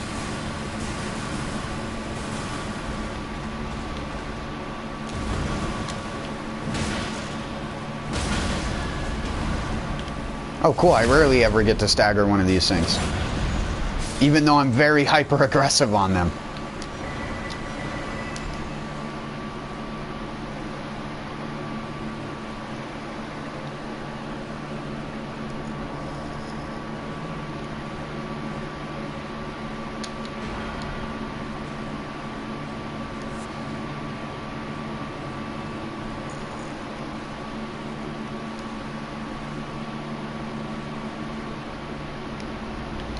Alright. The real challenge. Can you defeat all the Royal Revenants? Hold fast or expire. Do it, I dare you. Do it. You're gonna get crunched. Oh shit, that does not work in NG+7. Unless Wolf Claw on the Great Hammer is not as good as on the Great Sword.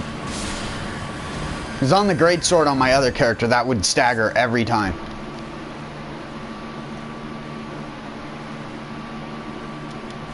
Have I even gotten this item on this character? I don't even know. Because nobody comes down here but me. Nope. Oh, yes, I have. Never mind. I have.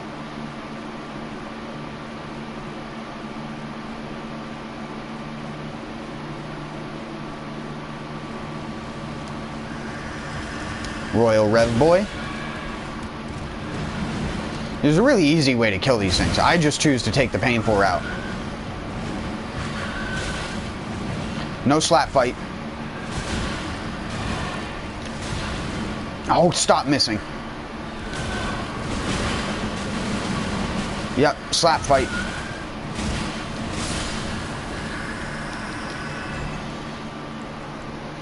They're actually resistant to holy damage, despite the fact they take damage from heal. 50% of their HP. You can actually see where this one's gonna spawn. Yeah.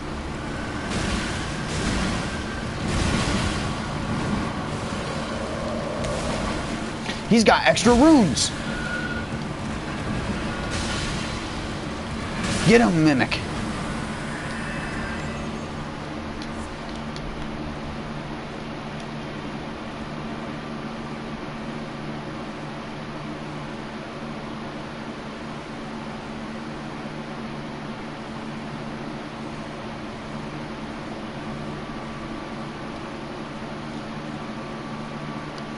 Hey, buddy. Oh, you're gonna go down?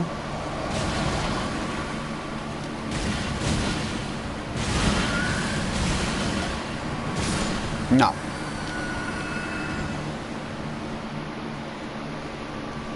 Bad Revenant.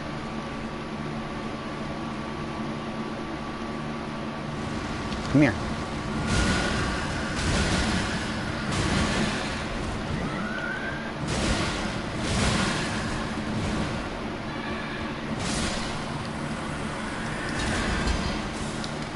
Don't dodge backwards, the enemy. You think people would have learned from fighting Gascoigne and Bloodborne, but I guess not. Instead, he's like one of the most unfair enemies in this game. Just don't fucking dodge backwards. Just don't do that. Just don't do it. No matter how much you want to click backwards and dodge at the same time, don't dodge backwards in fighting a Royal Revenant. Period. Don't Gascoigne yourself. Period. Easy. Put on 2 big sticks and smack it. Summon anything. Summon a fucking Crystallion if you want. I'm gonna keep making that joke. Hey. Oh yeah, you can't go in here without the tear disappearing. It's alright. He's got... Here. Hold on. Hold on, bro. I'll give you some... There you go.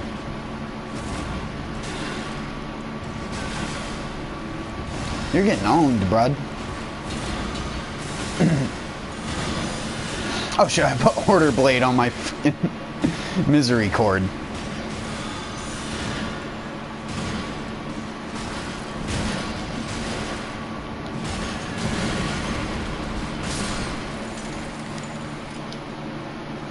Well, you're kinda dead.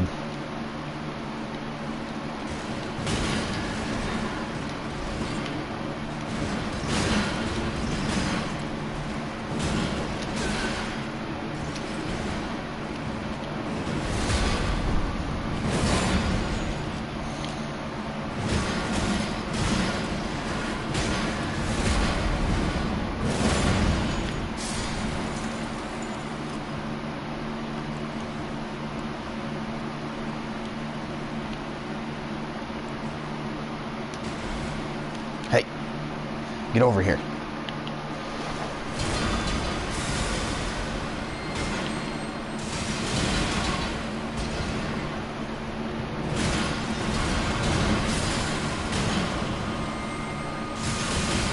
Not my mimic. It's alright. He expended all he was worth.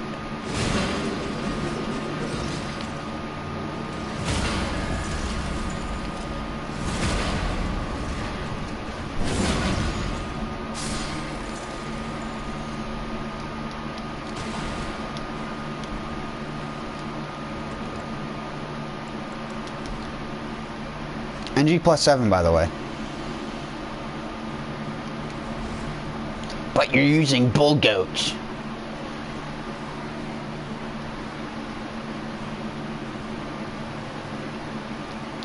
So is it any different than using like Havels and DS1? Despite the fact almost everybody has done that. Some people enjoy playing with heavy armor, you know? Some people enjoy the chonk fantasy, where they want to be a big chonk and they just want to slap stuff with sticks. And then there are people who want to play with a tiny little wand and cast shitty magic spells that don't do any damage. Except for if you wear 4 or 5 different pieces of equipment to buff all the damage, including the wand being a buffing damage thing. Because that's how all magic should be balanced in every fucking Souls game. And that's totally not a stupid way of designing it, which in turn leads itself to having very narrow builds when it comes to magic, right? There's totally like 30 different ways you can build a magic character and have it be viable without using any of those set items. Oh, you want to do magma sorceries? Well, you better have the fucking thing that buffs magma sorceries. And you better be wielding 2 of them. Or you better be wielding 1 in one hand and then a Lusat's in the other. Because that's real fucking good game design. 10 out of 10.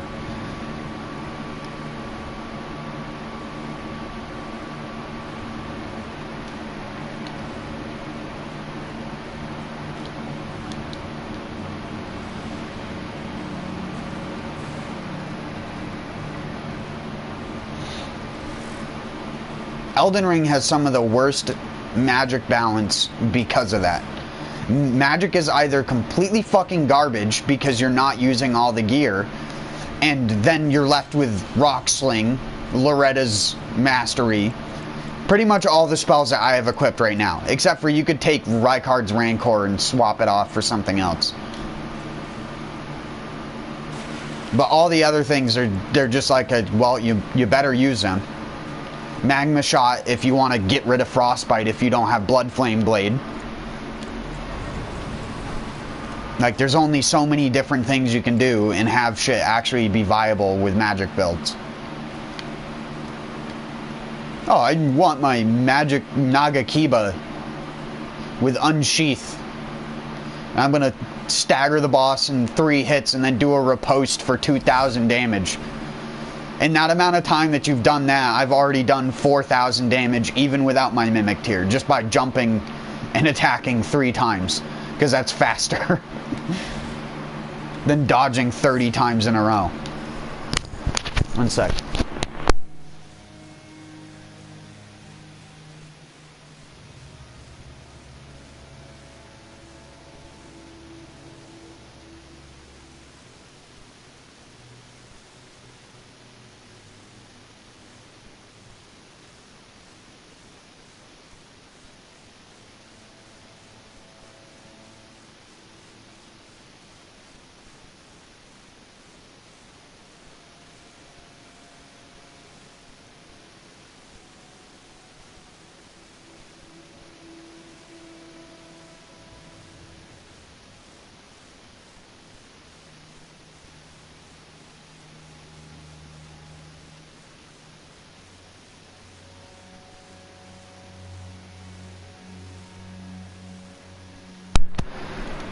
Sorry.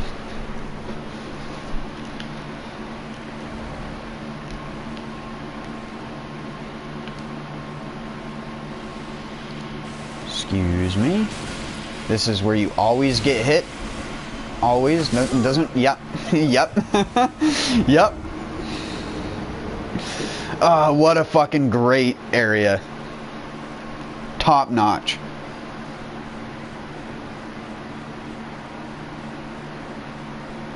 It doesn't even have like a projectile noise. You can only hear when it comes out, and you have to like mental map when the things come together to hit all at once. It's so bad. I wish the pest threads that you got were even half as good. Or, I shouldn't say half as good, because they are good. You just have to literally have your body pressed up against them. You have to have sex with the monster with your pest threads in order for it to do decent damage. Whereas those things can snipe you from halfway across the map.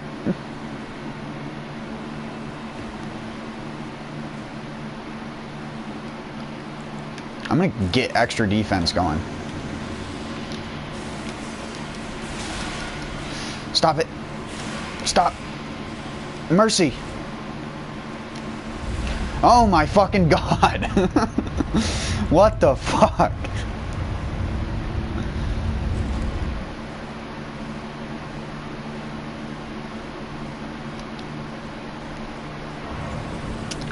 Here we go. Time to die to Millennia for 3 hours straight. Or completely Shrek her. It's normally one or the other. Because I only have one strategy, and that's just to go balls to the wall. You put your balls to the wall.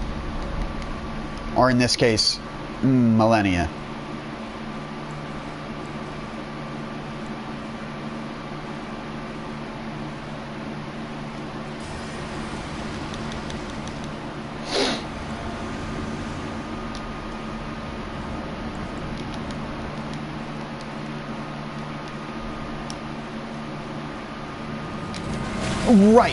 Right, I forgot that that's how the boss fight starts. Just chill for a second. Chill. Okay, good. Chill. Okay, now we go. And I whiff. Holy fuck her HP. And my useless damage resistance. Why is she so overtuned? She's not even that difficult. She's just overtuned. That's part of the problem. Oh my god, am I gonna have to get out my Scavenger's Curve Swords?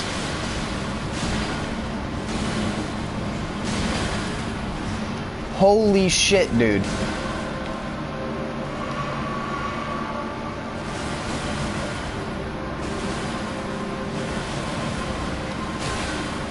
I am gonna have to get out my Scavenger's Curve Swords. She is a savage.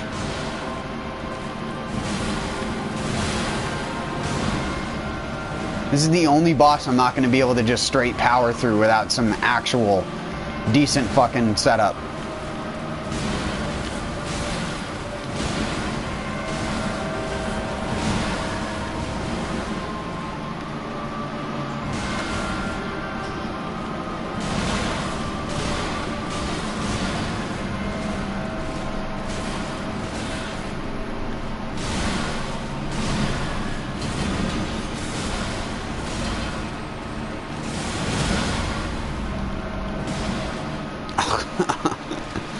Oh no. Oh fuck, what the fuck? What the actual fuck was that? Why was her hitbox already on the fucking ground? Ugh. I hate this boss. I hate Millennia. This takes the cake for the most overhyped good boss in a Souls game. Because the moveset, if it didn't do 800 to 900 damage a hit, it would be fine. But it kills you so fucking fast. She regens HP on top of that.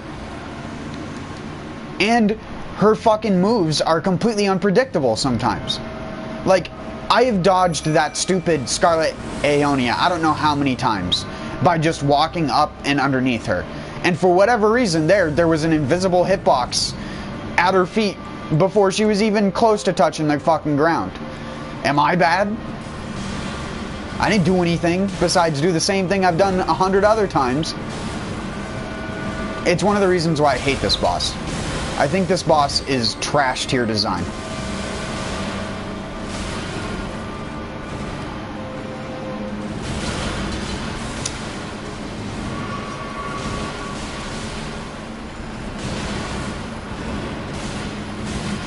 I think the worst part about it is, and this is one of the things that gets it for me, sometimes you just get her into a stagger loop where she just won't escape. And then other times, she just doesn't fucking stagger. And she'll just sit there and take damage. Well, I'm dead. Never mind, she went for my mimic. Good.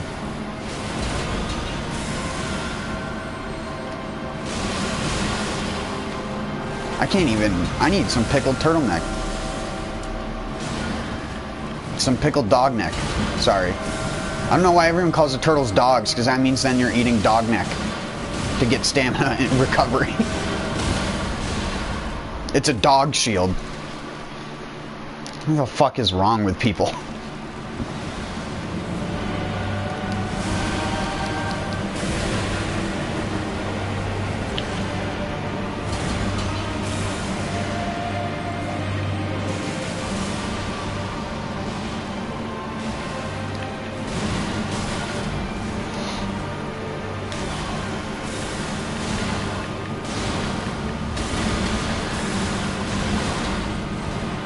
See, that's what I mean, like, just stun locked for 15 seconds. That is my death. Yep.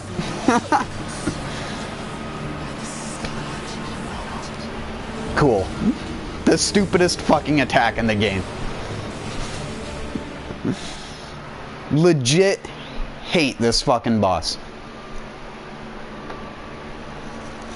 Call it a lack of skill, because I don't want to sit here for 15 minutes dodging all of her attacks and running away from every single thing. Because sometimes she'll just get stun locked to death and then it's fine.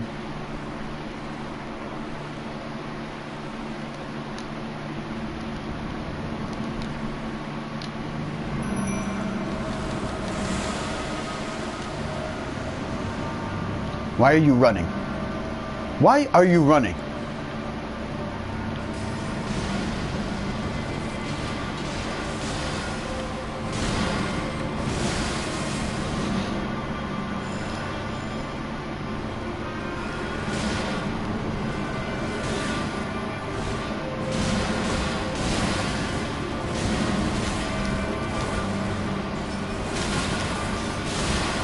Oh my god.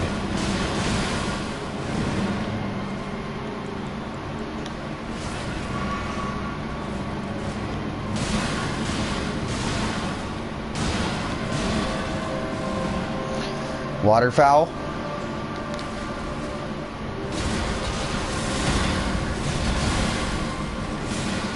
Nope, no waterfowl that time.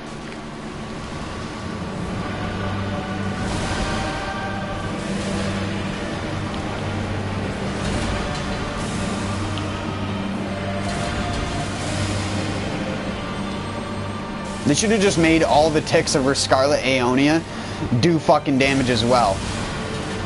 And regenerate HP. You might as well have just done that. Go all out on it. Because she's almost full health, because we can't stagger her like we were doing before.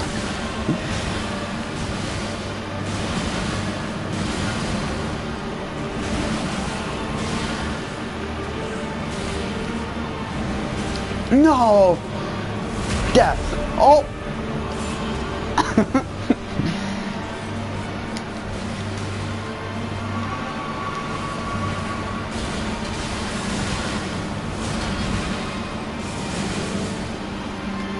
No, not fucking waterfowl again! Oh my fucking god! It's not even the Scarlet Rot that kills me, bitch! It's your stupid fucking dance in the air that can kill anything in the game in fucking 5 seconds.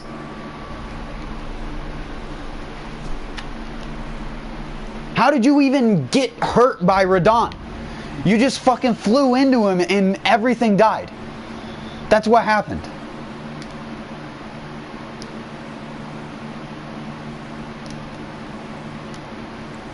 Holy fucking shit, I hate this boss.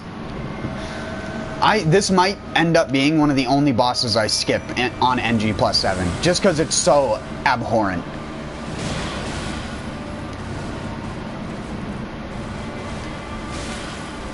Oh my god, fucking... And it wouldn't even be so bad if my 100 poise actually mattered. But no, her fucking poise and her stupid cloth is way better than mine. Yeah. Yeah. Yeah. Just keep hopping backwards.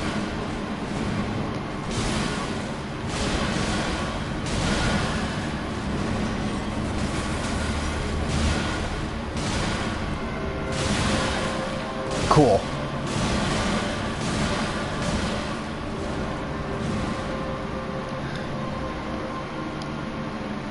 Eat a dog neck.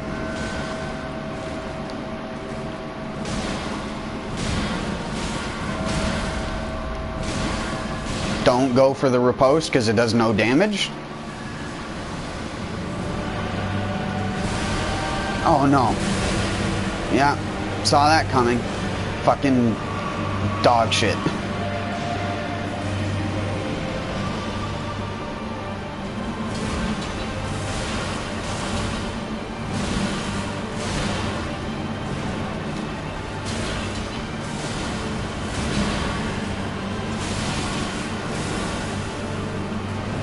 No! What is with tracking in this game sometimes? I feel like it's worse than all the other Souls games. It's even worse than Dark Souls 2 sometimes. Oh no, Scarlet Aeonia.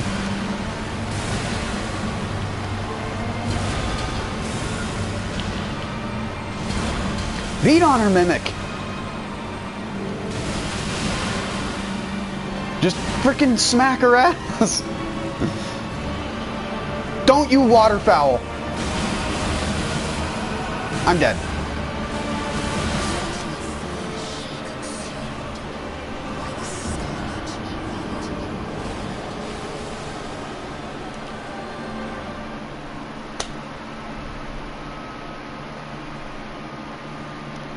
I love that sometimes you can hit her out of the air with that shit and she just clicks back onto the ground. If you trigger blood loss anyways. I'm not using a fucking arcane build, so I don't trigger it as often as I need to. Like I said, this is going to be 3 hours of doing the same shit over and over until it works. Because it will eventually work. It's just a matter of the game letting it work. Is it a good strat? No, but it's better than trying to sit here and learn how to parry her for fucking 6 hours or whatever some other dumb fucking people have done. Instead of just being like, yeah, this thing is just it's just not fun. I think that's my problem with it, is this boss fight is just not fun for me. Gehrman is fun. Maria is fun. Even without parrying, they're fun. This fucking boss is dog shit. It's actual dog shit.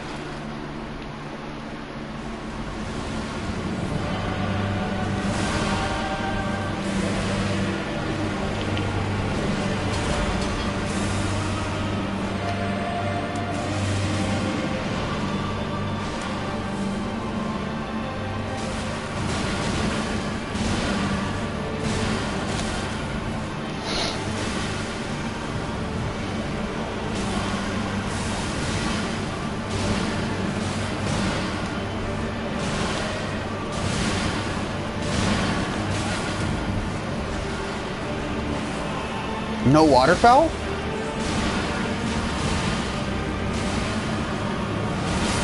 Wow. See, I told you.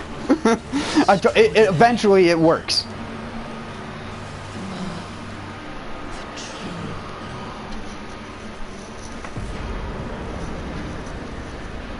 What a shitty boss.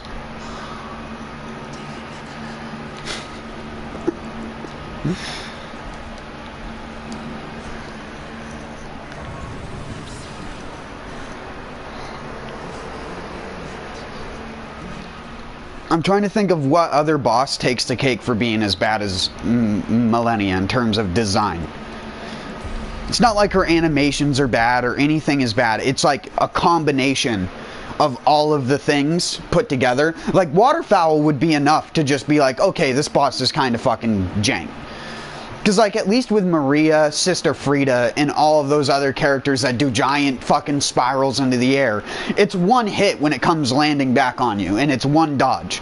It's not unlock, immediately run backwards, and do this. And then wait until it does a specific thing, and then dodge back. Like this.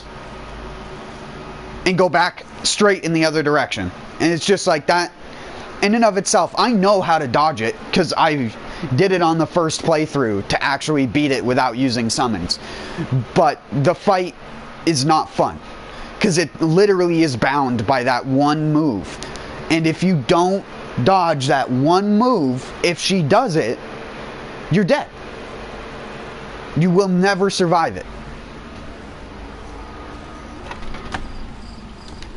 Especially in NG+7. I mean, you could try a fingerprint shield all you want. The only thing you're going to do is heal her.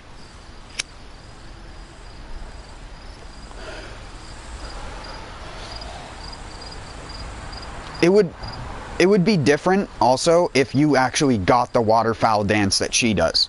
Mind you, with reduced range, but the actual, like, rate of attacks. Because currently, if you use her hand, use the waterfowl dance against Millennia herself, she is going to out DPS you about 2 to 3 times over. Even though it does a lot of damage. It's just not worth it.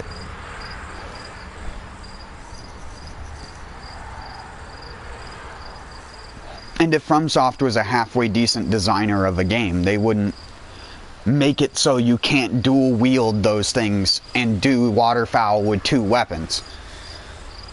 But no, you always have to put one weapon on your ass. Like you put... I remember in Dark Souls 3, if Spinning Slash was on the Sellsword Twin Blades, your character spun with both the weapons. And in this game, that don't happen.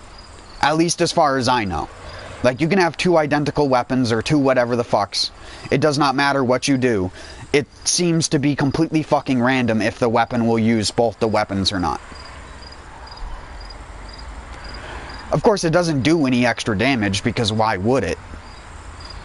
It's just a part of their terrible game design.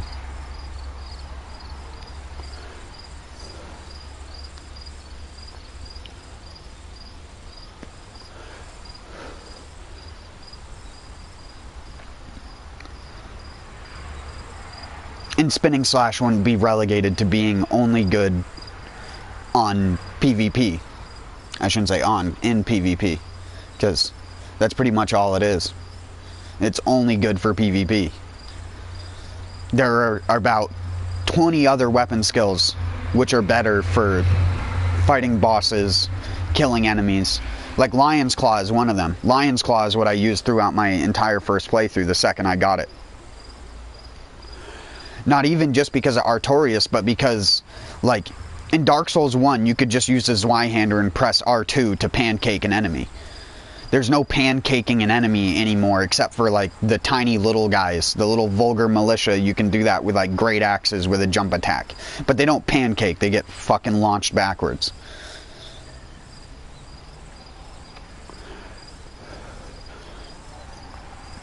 I don't know how a company manages to regress in their weapon design and playability while adding more customization than ever.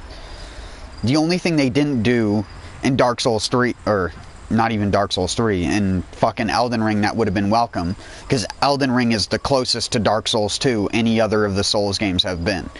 And people can hate on me for saying that, but it's true as shit.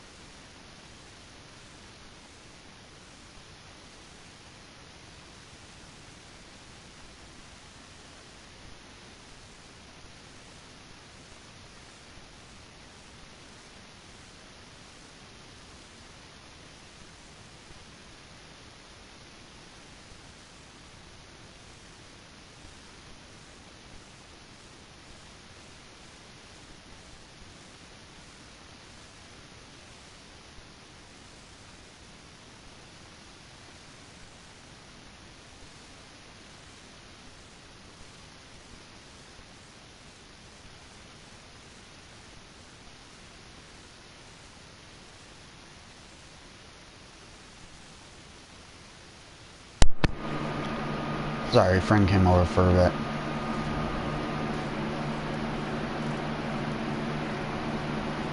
What's the next thing?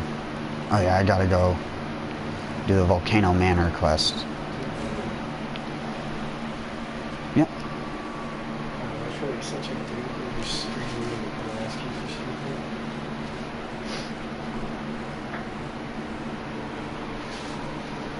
Put that hanging off the ledge like that. Pretty risky, bro. It's pretty risky, but...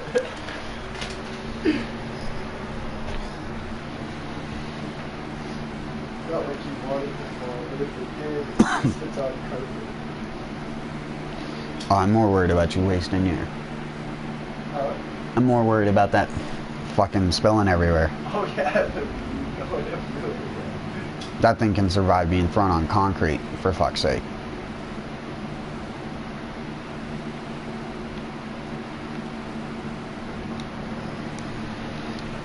Oh, right, wrong door.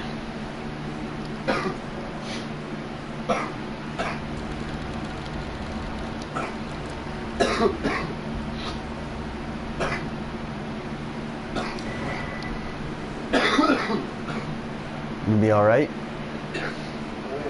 You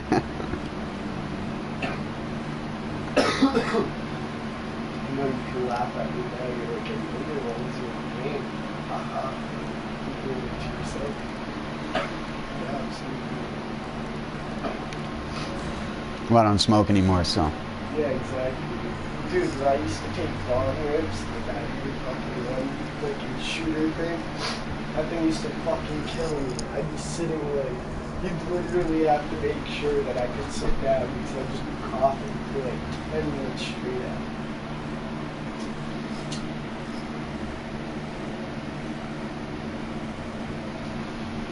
It's so easy to pull the whole bowl into your fucking bowl into your bowl.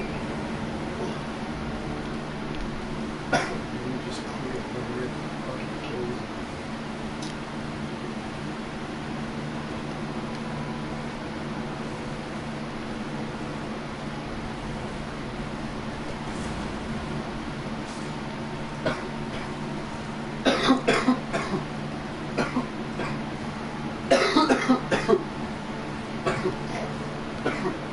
You ever had asthma?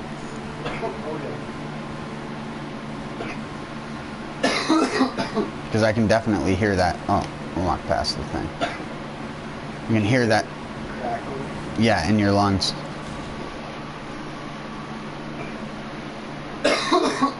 That and the wheeze. Yeah, when I'm sleeping, it's like, it's so bad. And it's like a high pitch, like, it wakes my man up. And then it'll like wake me up, like, stop, you sound like you're dying. You ever had an inhaler for that? No, I was on nebulizer. Oh. You never... I thought I grew out of my asthma because what people don't realize is if your body is used to it, you can play sports and everything else and still have asthma and not grow out of it. It's not a thing that you can grow out of, but people like to say that. Yeah. I'm immune to mine, so I don't get it anymore. I was born with it deathly. They rushed me to the hospital at 6 months because I couldn't breathe. Yeah, There's a photo of me in the back of an ambulance smiling as a baby with all the shit coming off of me. Destined for hospital life. Yeah, like I'm used to it already. Yeah. I mean, I've had a lung collapse, but that had nothing to do with my asthma, so. I'm sure that didn't help your asthma though. Yeah, but I don't get it anymore. I don't wheeze or anything. You grew out of it. Yeah, my body's just, it doesn't develop the mucus in my lungs anymore. So. Oh yeah, right. It's only when I get sick, like my asthma goes away, but when I'm sick, it comes back. Yeah, but I hear it in you even when you're not. Really? Yeah, it's a very obvious, like, audio thing you can hear with someone's lungs. It's either that or bronchitis. Or a combination of both. I grew up around like 6 different kids who all had bronchitis, and I just had asthma, and they were honestly worse off than me in the winter. One walk up a sledding hill in the winter, and they were fucking just fucking sitting there dying, and I'm just like, what's wrong with you, as I chug my albuterol inhaler. I just take 2 or 3 hits off of my albuterol inhaler, and not only would it make you frickin' just... Sometimes it makes you spaced out. Well, yeah, it does. It makes you... It gets you very high. Yeah. It gets you very high. Yeah, no, I used to do it to the point where I think 8 years old, 7 years old, I figured that out about it, and I guess you'd say I'd abuse my inhaler, and Yeah. you'd catch me in the nurse's office because my teacher would be like, you need to go there and get your inhaler, and I'd get it, and the nurse wouldn't even pay attention because there was like a little outside room, so I'd just go in and tell her, hey, I need my inhaler, and I'd grab it, and I'd take like 4 or 5 hits, and then just hand it back to her and be like, okay. And just all the audio, the biggest thing for me was like the auditory disturbance of it. Yeah. It would make all audio echoey. It'd make you like your vision get all weirdly distorted and shit like that. It's kind of like you're taking a whipping. Yeah. That's what it is, yeah. Well, it makes your lungs dilate massively. So like when you take your first couple breaths of air after doing it, your body isn't like used to doing that. So it immediately makes you go into like not a hyperventilation state, but it makes you go into an over-oxygenated state while simultaneously it's taking effect. Because it's supposed to be a bronchial dilator, but it dilates other parts of your body too, including the blood inside your eardrums, which is why the audio gets all fucked up. The blood vessels inside your eyes also get dilated at high dosage. Yeah, sometimes you fucking... I used to be an inhaler, but I never used it. And fucking... Albuterol, yeah. What was it, albuterol, or was it what the hell is it called? Zen. Steroids in it. Well, albuterol is kind of that, but that probably means you're on what the hell is it called? They had to give me a certain one because of the... Starts with a Z. Somehow. Yeah, starts with a Z. Yeah. Yeah, because albuterol would do that. It'd dilate the blood vessels in your heart and make you feel all fucking dizzy and shit. Yeah, but I already have a heart murmur. Well, you have a hole in your heart. That's completely... That's a whole realm in and of itself, because you can have a heart murmur without a hole in your heart. Oh, really? Just from muscular problems? Yeah.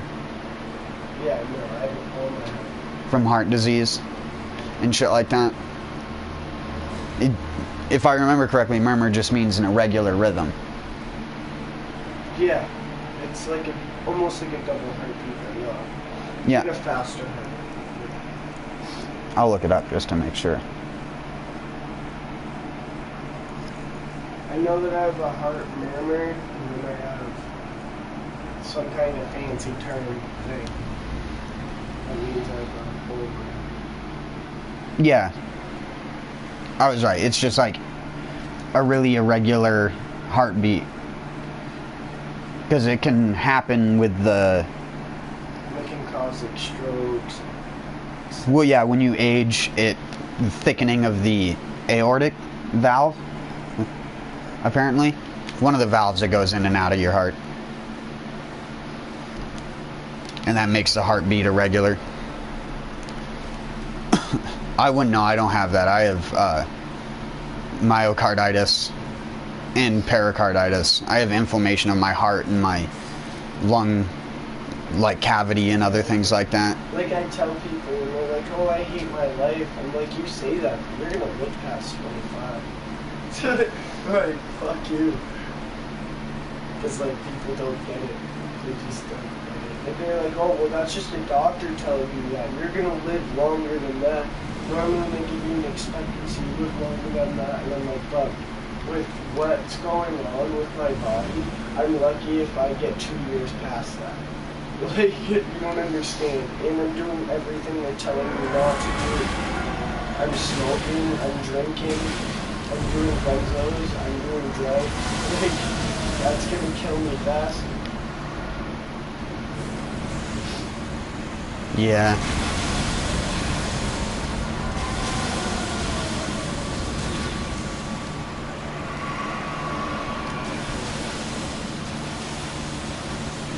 Because like every time I get fucked up and I drink too much, you'll see me going like this. I'll just like run my chest. And everybody's like, why do you do that? And I'm like, you don't understand the chest pains that are going on right now. They're so intense, it feels like somebody's falling asleep and just having a field day. And it's horrible. Yeah, that's why I tell you, out of all the things you should stop doing is smoking. That has the most effect on your heart out of anything. That's why I had to stop smoking. That's why people say that weed doesn't really have any side effects, but it can cause heart disease. Well, it doesn't cause heart disease. What it does is it'll cause underlying symptoms to worsen, because when it gets into your bloodstream, it effectively thickens your blood. Yeah. And depending on how good your body is at getting rid of it, you'll basically sit there with thickened blood through a heart that really doesn't want to be pumping thickened blood.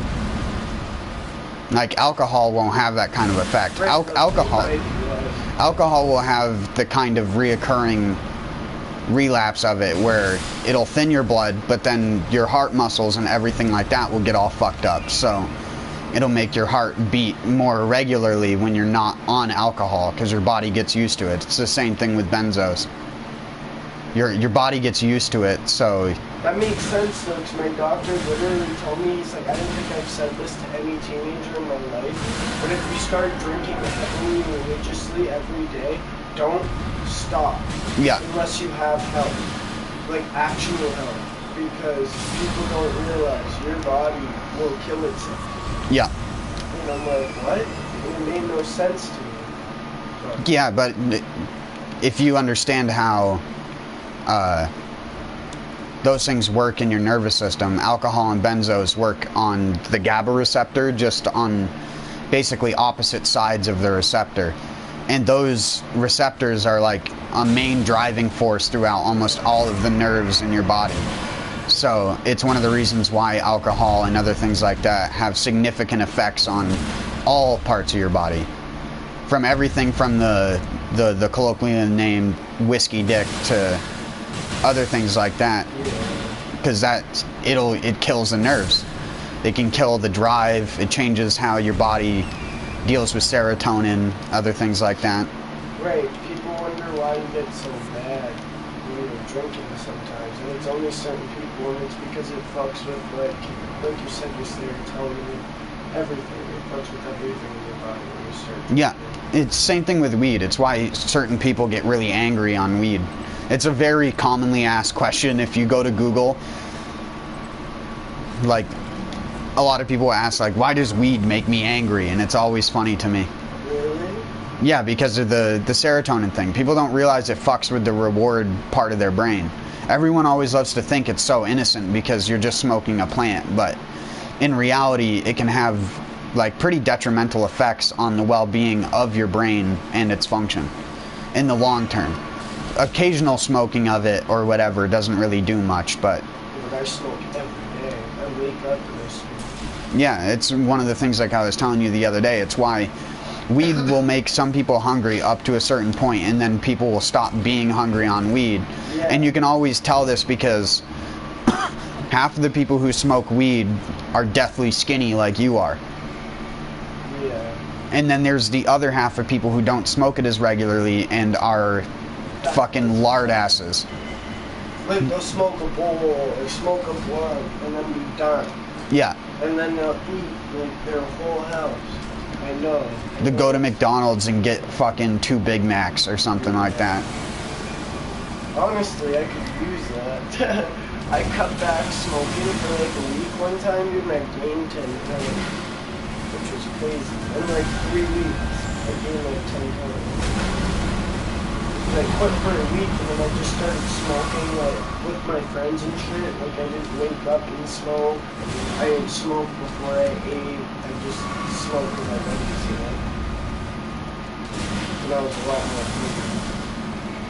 But I had to take a tolerance break for a week. I did not smoke at all.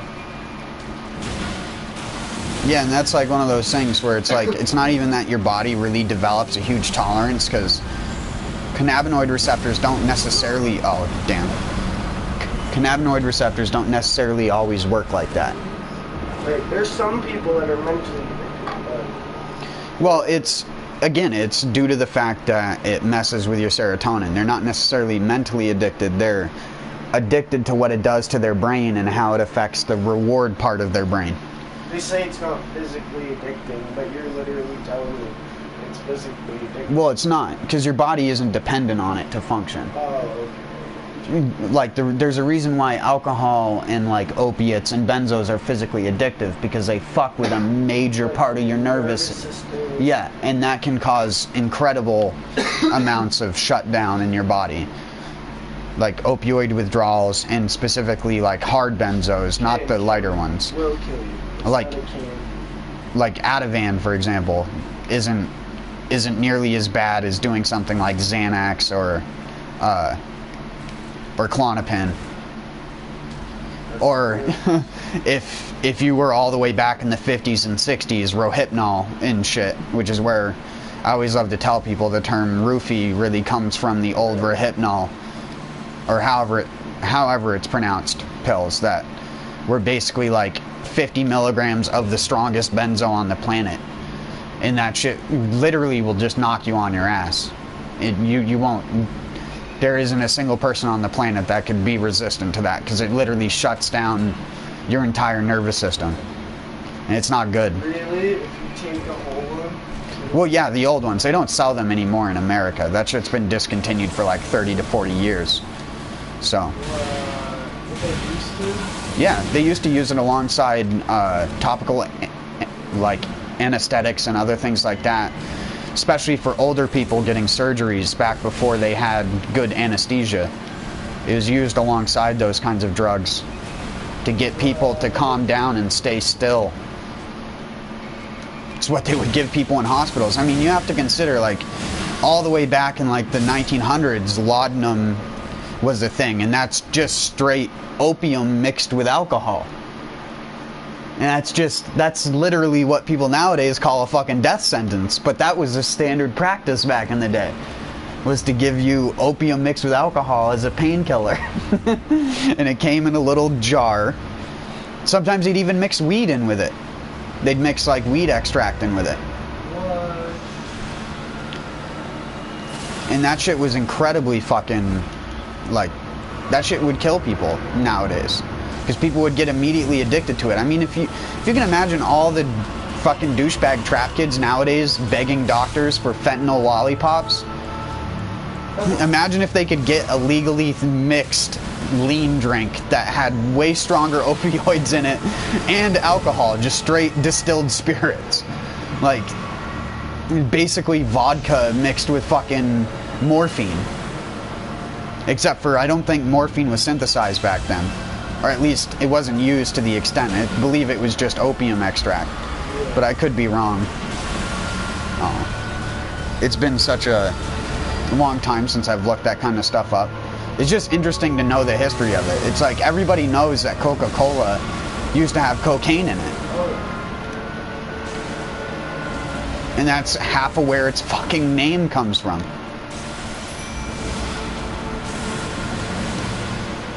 Why do you think Pepsi is Pepsi? Well, Because like they had to change the name, but they're not the same Coke something because they don't do it. Well, Pepsi Cola was always Pepsi Cola, but it never had drugs in it. Because everybody back then used to believe that sodas, I shouldn't say they used to believe, it was more so how it was marketed to people back then, with that they were health tonics. Like Moxie, one of the northeastern drinks that nobody ever drinks in the Northeast, but everybody up here knows about it. Nobody, like, it was marketed, yeah, it was marketed as a health tonic. It wasn't marketed as like a fucking sugar drink. It's like how ginger ale is nowadays marketed to sick people, even though it's sugar water with no ginger in it, so it doesn't do anything. It's just the placebo effect that you're intaking something healthy for you. But you're not. You'd be better off just grinding up some ginger and smelling it. You'll get the same effect. Like, people have this disillusion with stuff like that because they aren't taught chemical science in school. They're taught chemistry, but they're not taught how things interact with each other on a molecular level. So how the fuck would they know? And that's like the biggest problem right now that people have, even still nowadays going to school. People don't understand how shit interacts with one another. So why the fuck would... Unless you go to college or... Well, yeah, if you go for biochemistry or anything like that, then yeah, you will eventually learn about it. Because you're going to learn about all the different kinds of receptors and things like that for different, not even for different drugs, just how different things interact with your body. Because certain plants can have drug-like effects in them. It's where we've gotten half of our drugs from in the first place. It's where we've gotten half of our drugs in the first place. Yeah.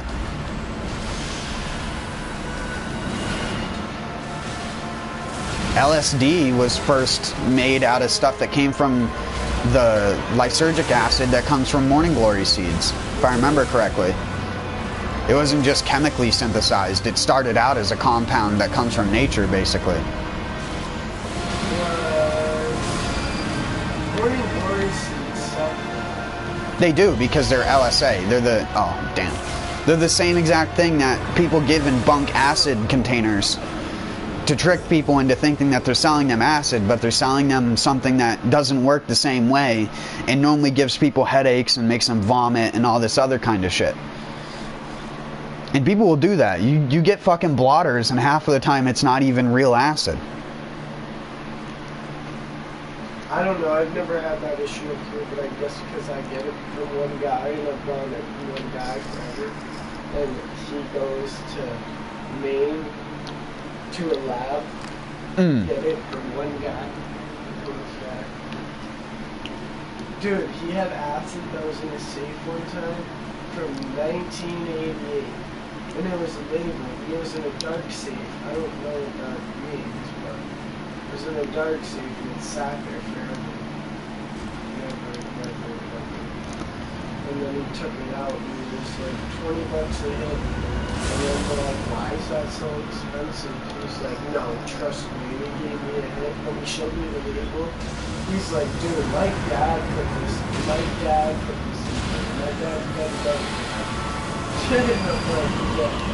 He's like, yeah. Either his dad or his parents. Can't remember. Yeah. I was in the Yeah, there's a lot of...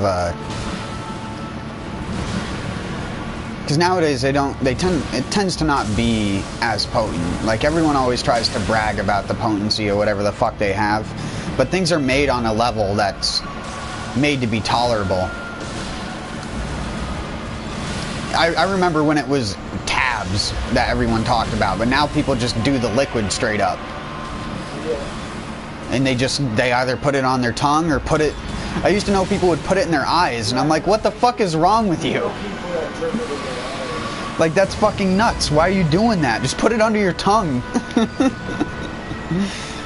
Fucking morons that don't understand how, like, blood barriers work. Sure, in your eyes it'll have an effect, but it's not going to make you trip just because you put it in your fucking eyes. You can literally drink it and get the same effect. It doesn't, like... It's a very hard chemical for our body to process. Why do you think it ends up in people's fucking fluid in their joints?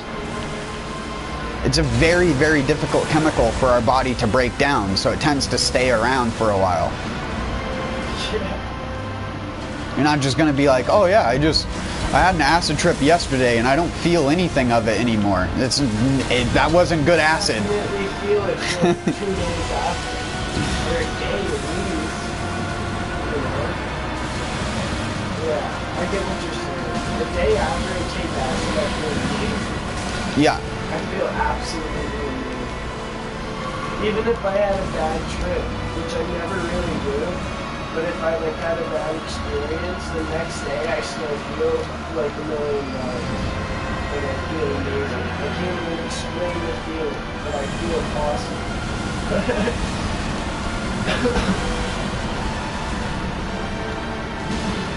And then like the second day, your brain starts to go back to like normal. Yeah. But it still lingers in your body. Oh yeah, it stays. The only way you can tell if somebody did acid is through their hair follicles. Yeah, their hair follicles and in their joints. Yeah. Sometimes it builds up in the joint fluid. If they've recently done it. That did enough acid in his bone marrow. Yep. Donated his body to science. In his bone marrow, they could make, I think it was like 30 to 80 sheets of acid. Yeah, because it just builds up over time. What, dude? He must have ate fucking like, I don't even want to know how many times that motherfucker said it was like every show he used to put it in his headband. I think that's him. Jimi Hendrix.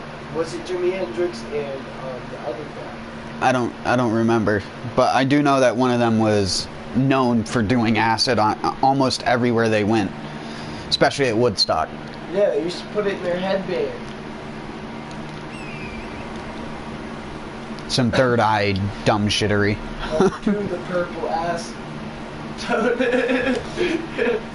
Well, nowadays it's like a fucking ichor looking green color with like a dark purplish color. I don't know, I get purple Giantland. Yeah. And I get, Well, that's what I mean. But it looks like if you actually blot it out on your tongue, it's like this purplish green color. It's this very off color when it's like near potent. Because I shouldn't say near potent. Near, it's like maximum potency. Because of the actual color of the chemical that it creates. oh yeah, and vials. Yeah.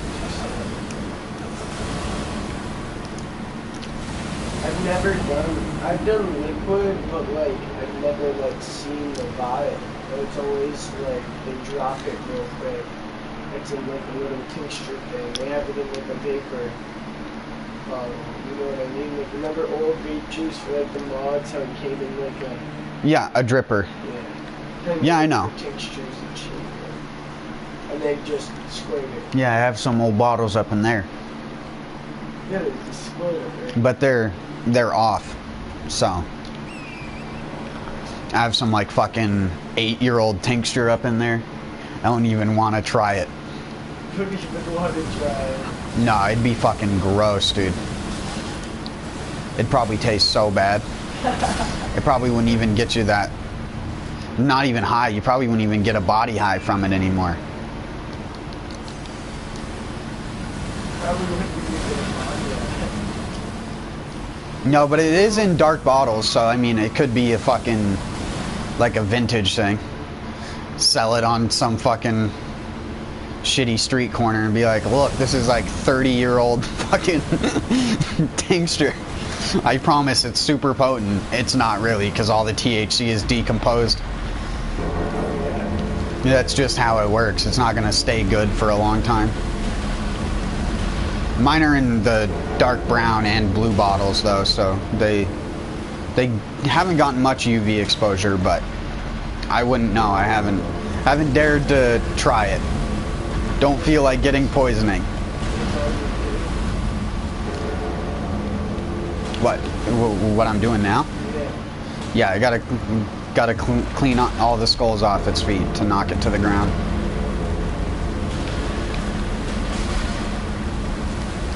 And not get crushed.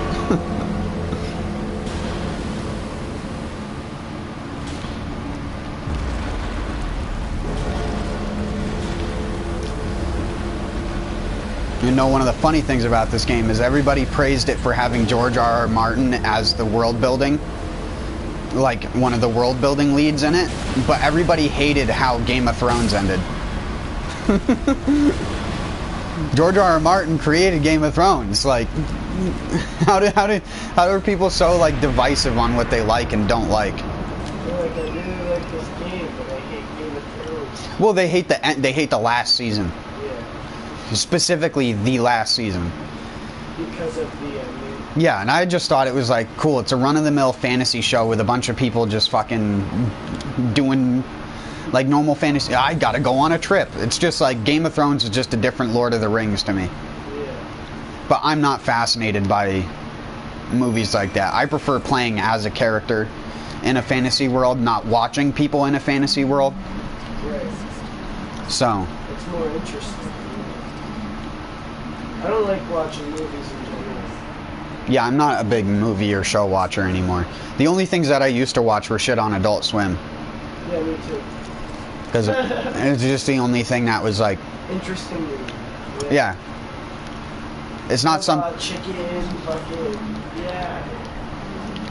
Moral Oral was one of my favorite shows. And I'm not a religious person at all. That's why I love the show so much. Because it like teaches the dogmatic way of like how religious families work and like the fathers being super fucked up.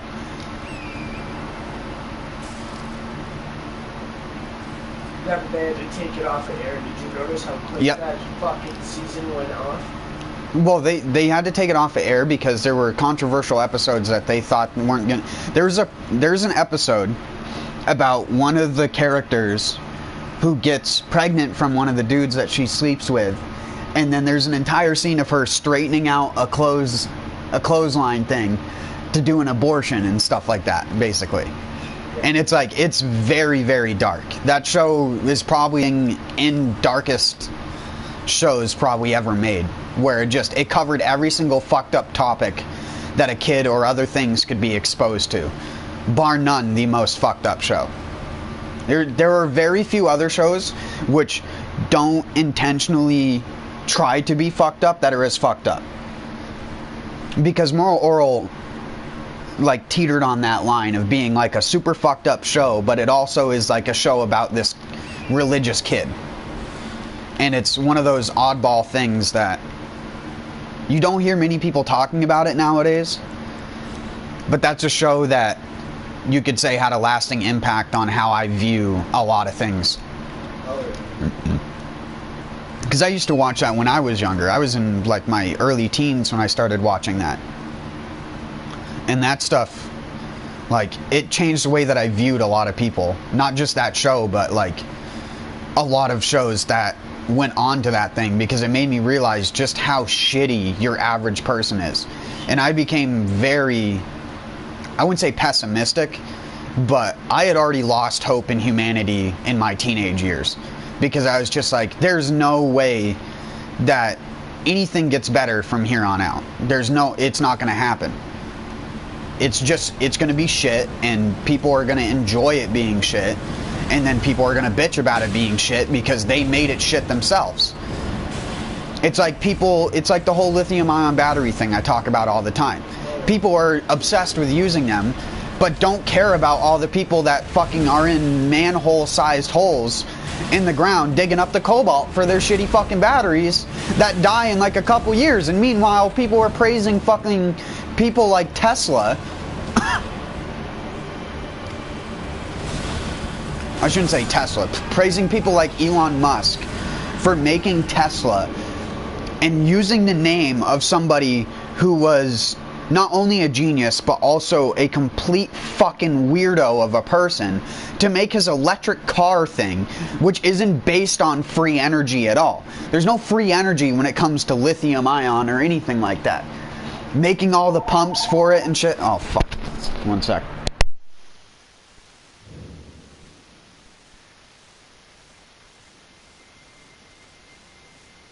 Just spam.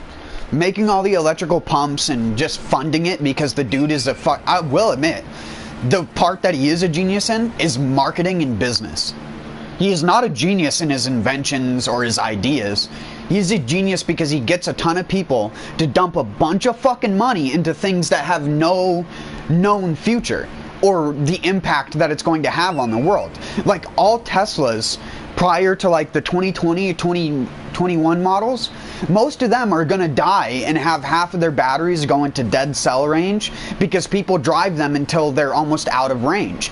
If people only drove 50% of the range on the battery and then recharged it, the batteries would last long. But no one fucking does that. You know how many people use their phones until they're dead?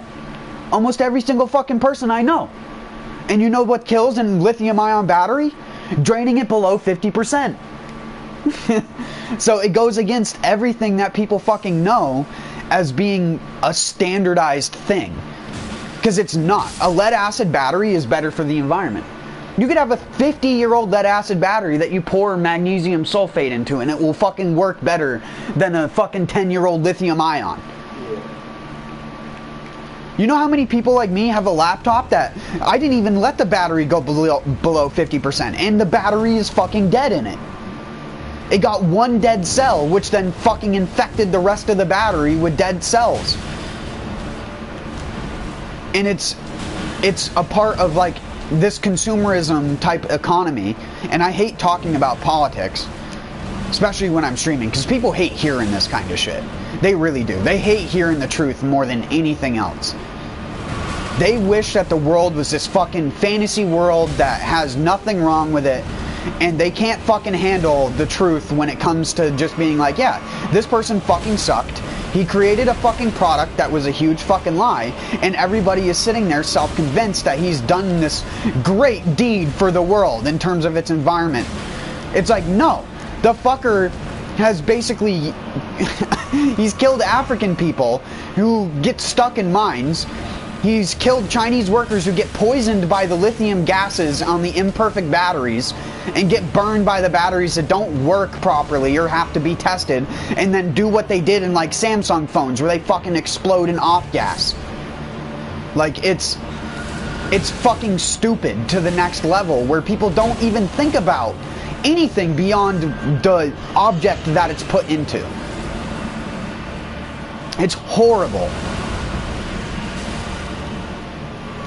There is nothing else more disgusting right now than Elon Musk's projects, period. There are better projects done by high school students that were scams, that are meant to be scams, that had more promise. And it's fucking stupid to me that people are out there believing that these kinds of things are helping the environment. A gasoline car, for most things, especially a modern gasoline car, if it's a turbo diesel especially, that gets like 40, 50 miles to the gallon, will beat out the emissions of any old electric Prius. Any old hybrid Prius was a literal negative on the environment, because most of them don't run nowadays. Skipping some comments. Not much Oh my god, it just repeated everything. What the hell happened to my text bot? That was from like fucking 2 hours ago. What happened to my text bot? Well, yeah, I've never seen it just repeat everything randomly like that. Like, oh no, here we go. Yeah, I'm glad I didn't have like 50 messages in my fucking chat recently. Only person who really talked was Ricky when he was on break. I shouldn't even say his name, but I put my real name on my stream, so it's not like hiding anything. I know he doesn't care. He used to go by it as well. But it's... His YouTube channel name is Lone Wolf. He has YouTube? Yeah, he doesn't use it for anything besides like making playlists and shit like that. He doesn't upload to it as far as I know. He's a mod in my stream. He's been a mod in my stream for like probably a couple years now or something like that. How many people are mods in your stream? Oh, there's probably only like 3 or 4, and most of them don't come around anymore because I took such a long... Oh fuck, I keep forgetting to change it to nighttime. Because you took such a long time to get back onto the stream. Yeah, a lot of people like ditched it. The only people that came back were the people who I still communicate with on Discord. Like my friend Rasan. I bet Hyro would come by, but Hyro's always fucking working now. Hotgarbage.mp4. He was Garbage? Yeah, that was his YouTube channel name, was hotgarbage.mp4. And he did streams as well, like me. And sometimes we'd even do streams together, but one of the last things we did together was play Neo 2 together, and I got super pissed at him because I forgot to change it to nighttime again. Our fucking play styles our play styles don't mesh. He's the kind of person who likes to rush through things. Whereas, like, on my first playthrough of any new game I play, I will literally do every single little thing in the game that I can. Anything that I find and can do, I will... Almost forgot to change it to nighttime for a third time in a row. I hate that I have to do this to spawn this fucking monster. If only it just stayed at night and your character didn't just pass out into the morning every time they die. Get drunk on death. Get drunk on death. Yeah, I'm just gonna cheese the thing now. There's a really funny ass way that you can cheese them. It just takes forever.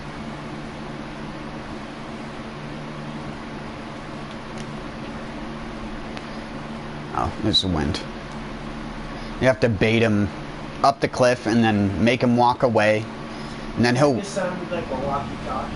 Didn't you hear that? That's what I heard. Yeah, that's the metal on the door.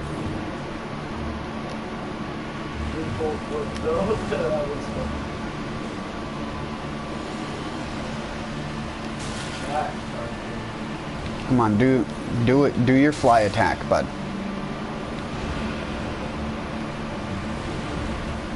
You need to get up here, though. Come on. There you go. You freaking goober. Ow. Come on. Come on, bird brain. Oh my god. Come on.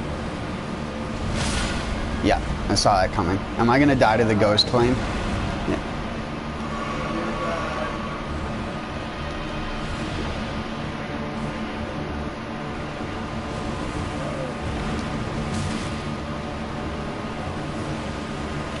I need him to get up over here. He's gonna push him? No, I can't push him. What he's gonna do is he's gonna try and go back to where he spawns, and he's gonna walk off the cliff and die. Slowly. Even though he's a bird. How's he gonna die? Fall damage. Because this game is programmed by absolute geniuses.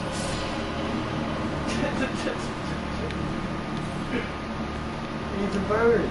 Yeah, he's a bird. I killed one earlier from fall damage as well.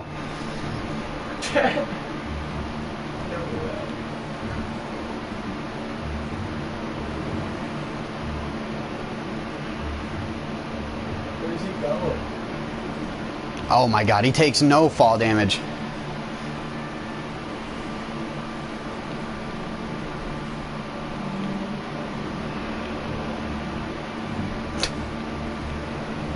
I thought this fall was deadly.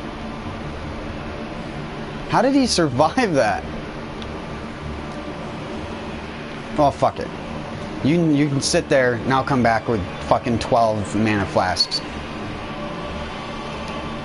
And I'll just do the ultra cheesy way. Since he doesn't want to die to fall damage right now. I know. I did it to the other one in the mountaintops earlier. He died in one hit. Oh fuck, mana flasks.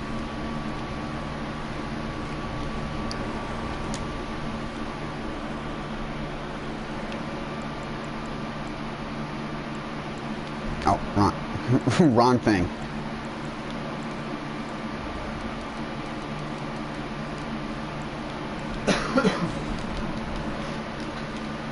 And I gotta spawn him again. There's so much alcohol.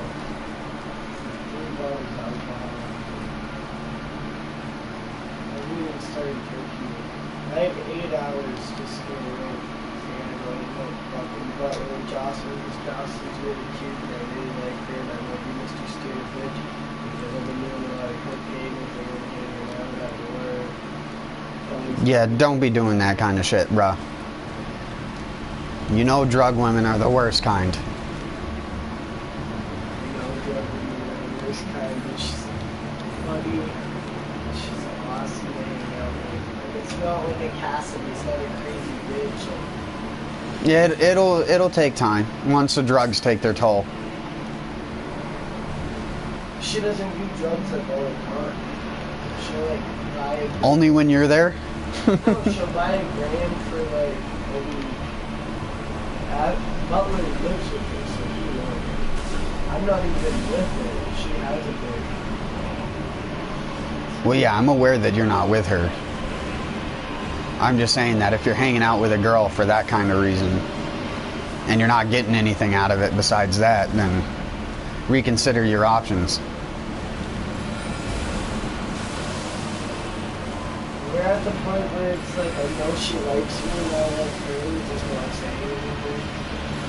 How do you know that, though?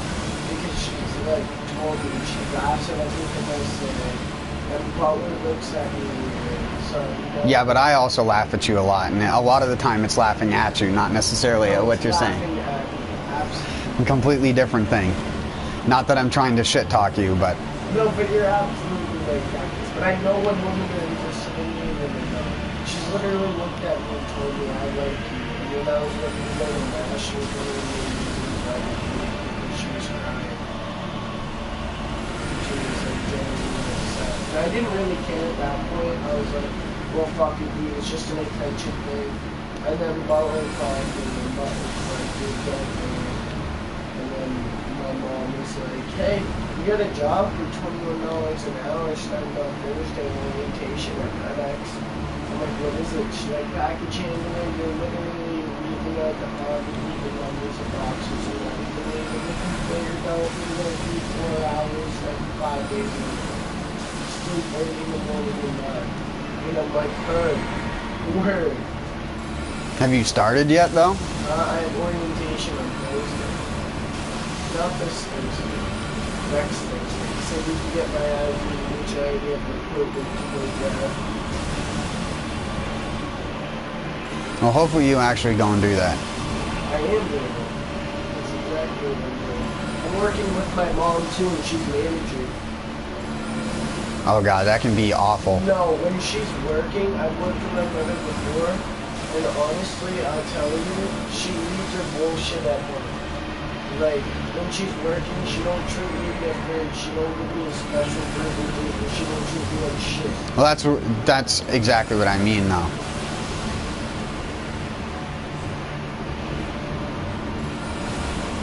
Is the home life may not affect the work, but the work can affect the home life. Yeah. With people like that.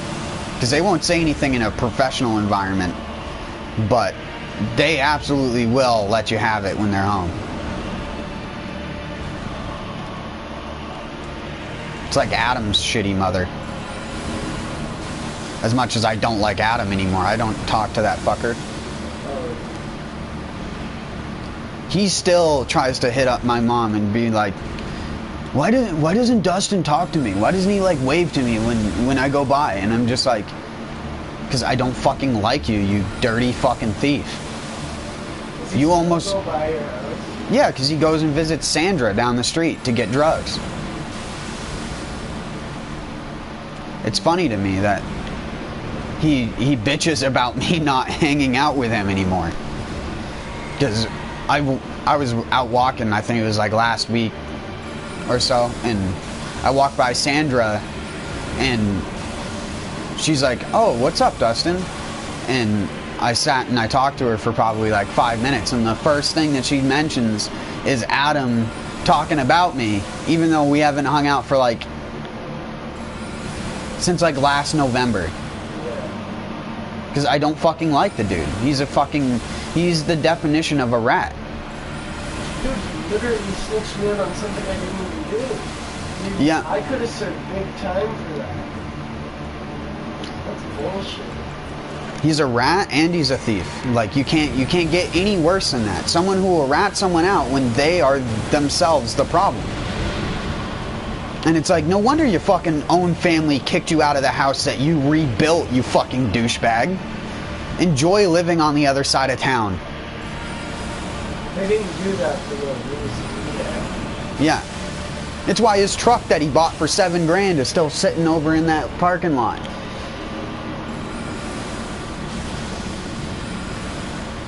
He redid the underbody, he undercoated it, did all this shit, sold his other car, and then didn't go to court for his Dewey. So he fucking did all this shit for a new truck, didn't go to court, and then got his license taken away for another fucking year. After he was already on the breathalyzer thing. To like make sure that he wasn't driving while intoxicated. And he hasn't even drank for like a year and a half. How do you fuck that up and not just go to the court? How do you fuck that up? Only an idiot. I remember going over to Hannah's when him and Hannah were together for that short time. I remember going over there. All the mail that Adam had got was spread all over the bed. And he's just sitting there like looking like he's fucking traumatized. Like he's just seen a fucking demon rise up out of hell. Because it's like fucking all these bills, different, the court basically asking him over and over and over again to, hey, you need to come here and do this. Only a fucking idiot like him would refuse.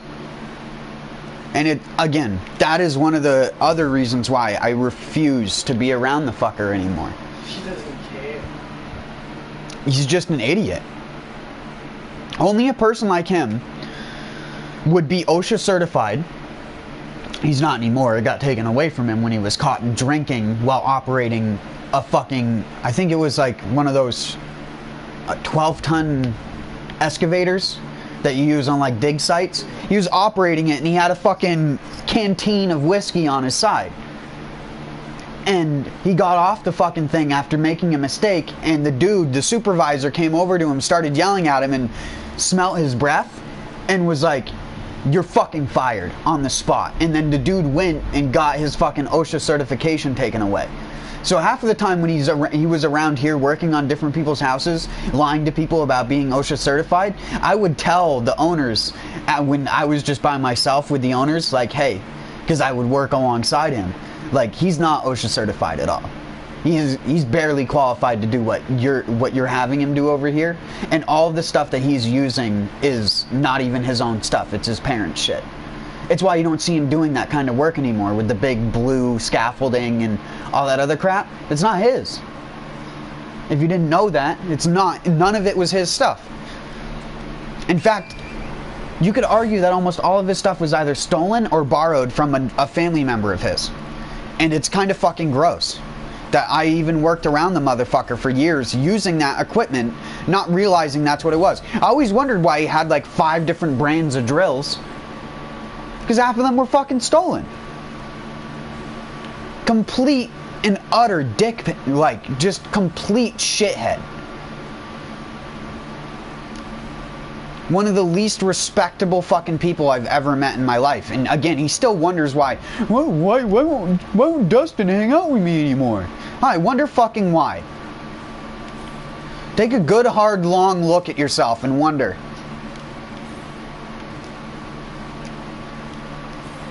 You made me look bad around the town, to the point where I had to disassociate with you and tell everybody that knew me for working alongside you that I don't like you anymore, just so they would like me again.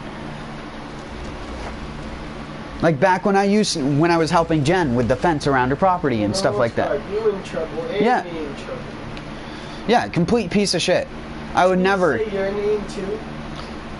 Well, no, because see, the difference was, and why Officer Scott knew I wasn't the problem, was I immediately walked right over there and was talking to Officer Scott on the dude's property as Adam pulled up with his trike with all the stuff in the back of it. So he pulled up with the bike with all this stuff in it. So obviously the fucking dude knew where it was stolen and knew where it was stored. And the police officer immediately put 2 and 2 together, but thankfully, retard dropped the charges, apparently, on Adam and them, because the court kept going through it and they had no real evidence, because the dude didn't have any cameras. Dude had no cameras on it, and the stuff that was stolen couldn't be verified as even being the dudes who lived there. So it's like, I've learned over time that this guy is equally as crazy as Adam. Because he just lies about the shit that he has. Also, I'm going to stop my stream here. I'll be back.